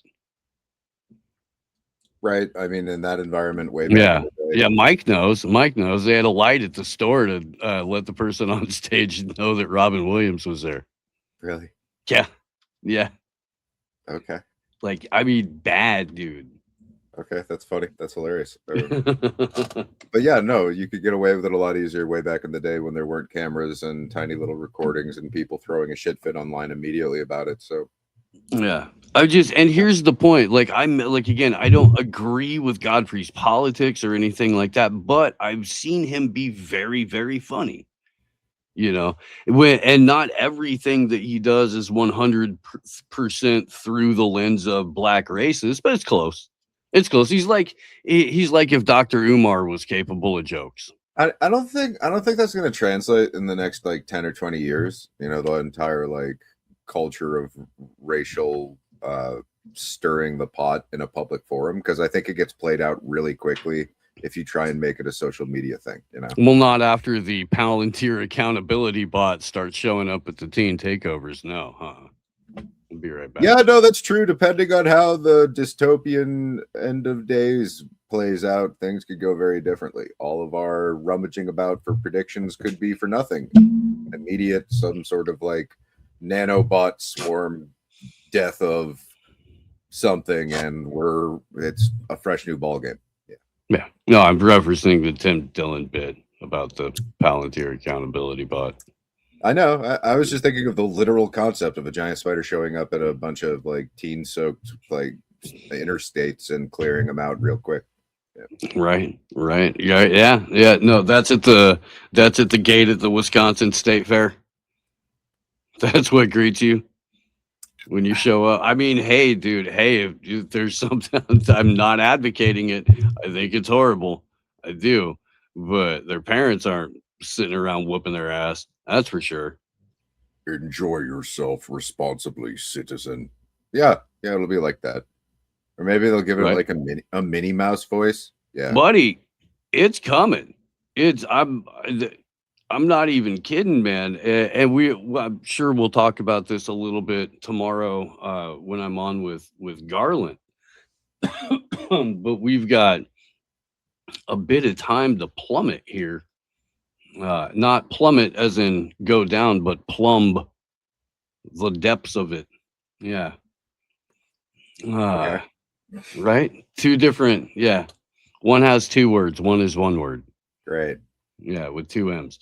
But yeah, the Department of Homeland Security, the former employer of both Myron Gaines and Hassan Piker, that Department of Homeland Security. But they're not obvious plants. They're not. Wants humanoid robots to patrol the southern border. Well, it is hot there, Tease. It is very, very, very warm along the southern border. I could see where even if you're from around there, it would be uncomfortable. It would be less than ideal. You know where Border Patrol would be great? Somewhere like San Diego. That'd be a great place to be Border Patrol. The Miami, something like that. Wherever the massive bales of cocaine wash up on shore every day. That'd be a decent spot to be Border Patrol. But yeah, where they're showing, golly, it's just hot, man. It's hot. So, of course, you want to deploy the humanoid robots. Nothing says you're not coming in like RoboCop, right?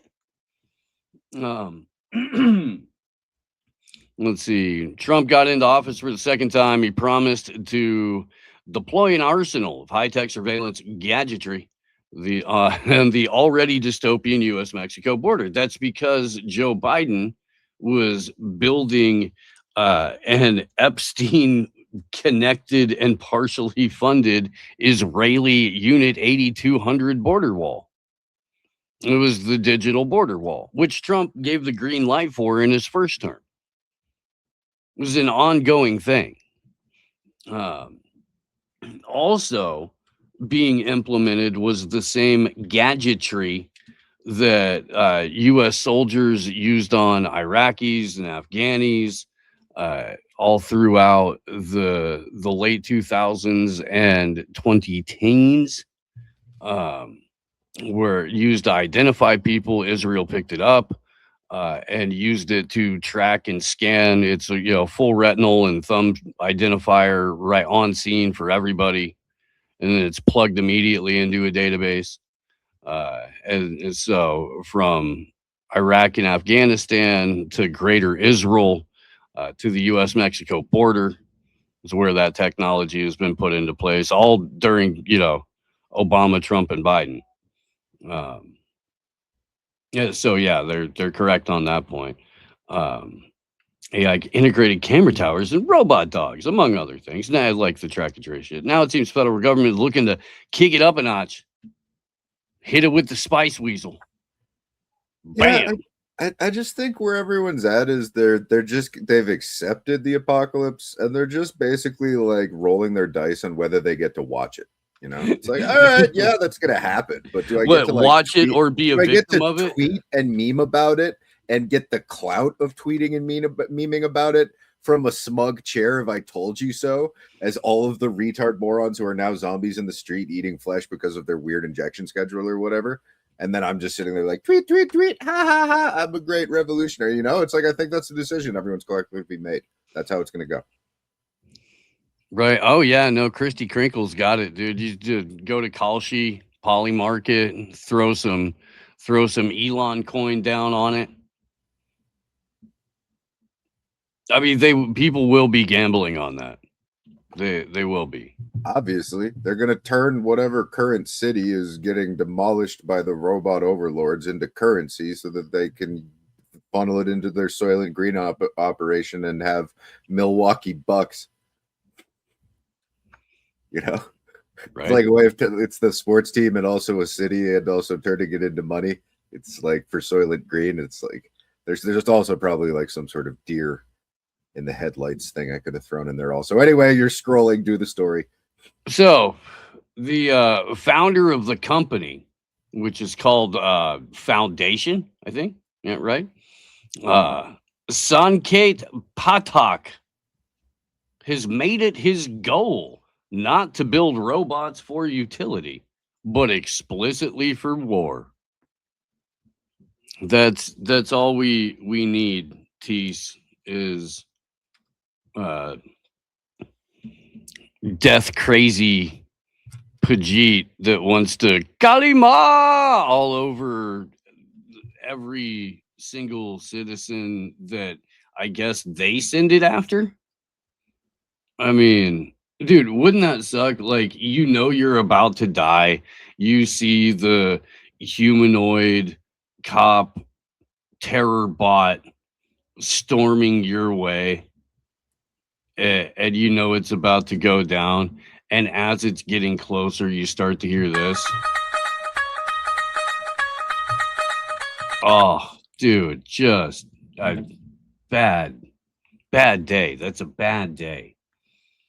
Let's see. Earlier this year, it was revealed that Foundation had rolled out 2 of its ominous Phantom MK1 humanoid robots to the front lines. The Russo-Ukrainian war, for the first time, it appears that any humanoid robot has been deployed to an active combat theater. What does that look like? Is there video? Not there. Okay. That's all right. In Ukraine, they ostensibly perform some kind of reconnaissance function. It's hard to imagine what the company is cool letting imagine the company is cool letting its extremely expensive equipment wander around without a huge degree of hand-holding. On the U.S. southern border, Patak evidently imagines the humanoids would fill the gaps between watchtowers and the drones. Oh, that's great. So all of the other autonomous and armed programs that Israel's Unit 8200 and or Palantir, with a little help from Palantir rent boy Palmer Luckey and Anduril Technologies, that's going to be guarding the border. That's great. You can send the robot dogs out, and eventually you'll have a couple of humans in tricked out militarized vehicle that, just in case somebody gets through, albeit wounded, they can scoop them up and put them in the AI powered human catapult and fling them back over the fence. Yes. Clearly, it's going to become an interaction of death machines, death machining each other as trapeze work over obstacles. Right. They're close to bagging a deal with the government. Conversations with almost all national security government bodies. So the Air Force, Navy, Army, DHS. Yeah, but I mean, like the corporations and various different vestiges of. Now, hang on, just real quick. Hold that thought, please, because this is the money shot. How serious the DHS is about any humanoids is difficult to say at the moment. Backed by Eric Trump, Foundation has ample reason to brag up its government relationship. Let's see, government contract is an ironclad ticket to ride for any aspiring arms firm, let alone a startup seeking a $3 billion valuation on the back of the fact that one of their people is the president's son. And now the crazy Kalima, that guy with his fucking murder bots is getting DHS and military contracts. Okay, so this is a fucking, this is gangster shit, dog. Right. Here's the movie idea. It's basically that people in the government just do a bunch of crimes that are really obviously like Ocean's 11 style full retard crimes, and they keep getting caught, but they just go to the other part of the government that catches them and either bribes them or threatens them. And because of that, eventually everybody's in on it. And then in an environment where it's Ocean's 11 full retard, keep getting caught, bragging about it, bribing the people who catch them for it territory, they eventually, just give way to the robots, because then they don't even have to do their job anymore. So what, we do all of the heist, like we do all of the heist like slapstick style? No, you just have like different, like kind of circusy music from the 40s, where it's like just stuff like that while Brad Pitt's eating a burger, and then you could just like intercut that with someone doing a backflip, and it lands.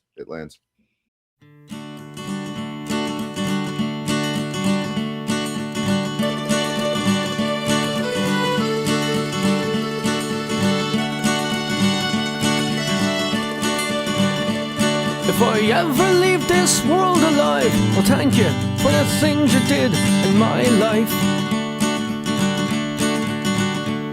If I ever leave this world alive, I'll come back down and sit beside your feet tonight.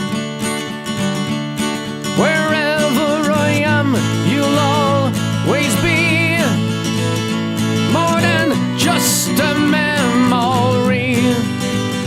If I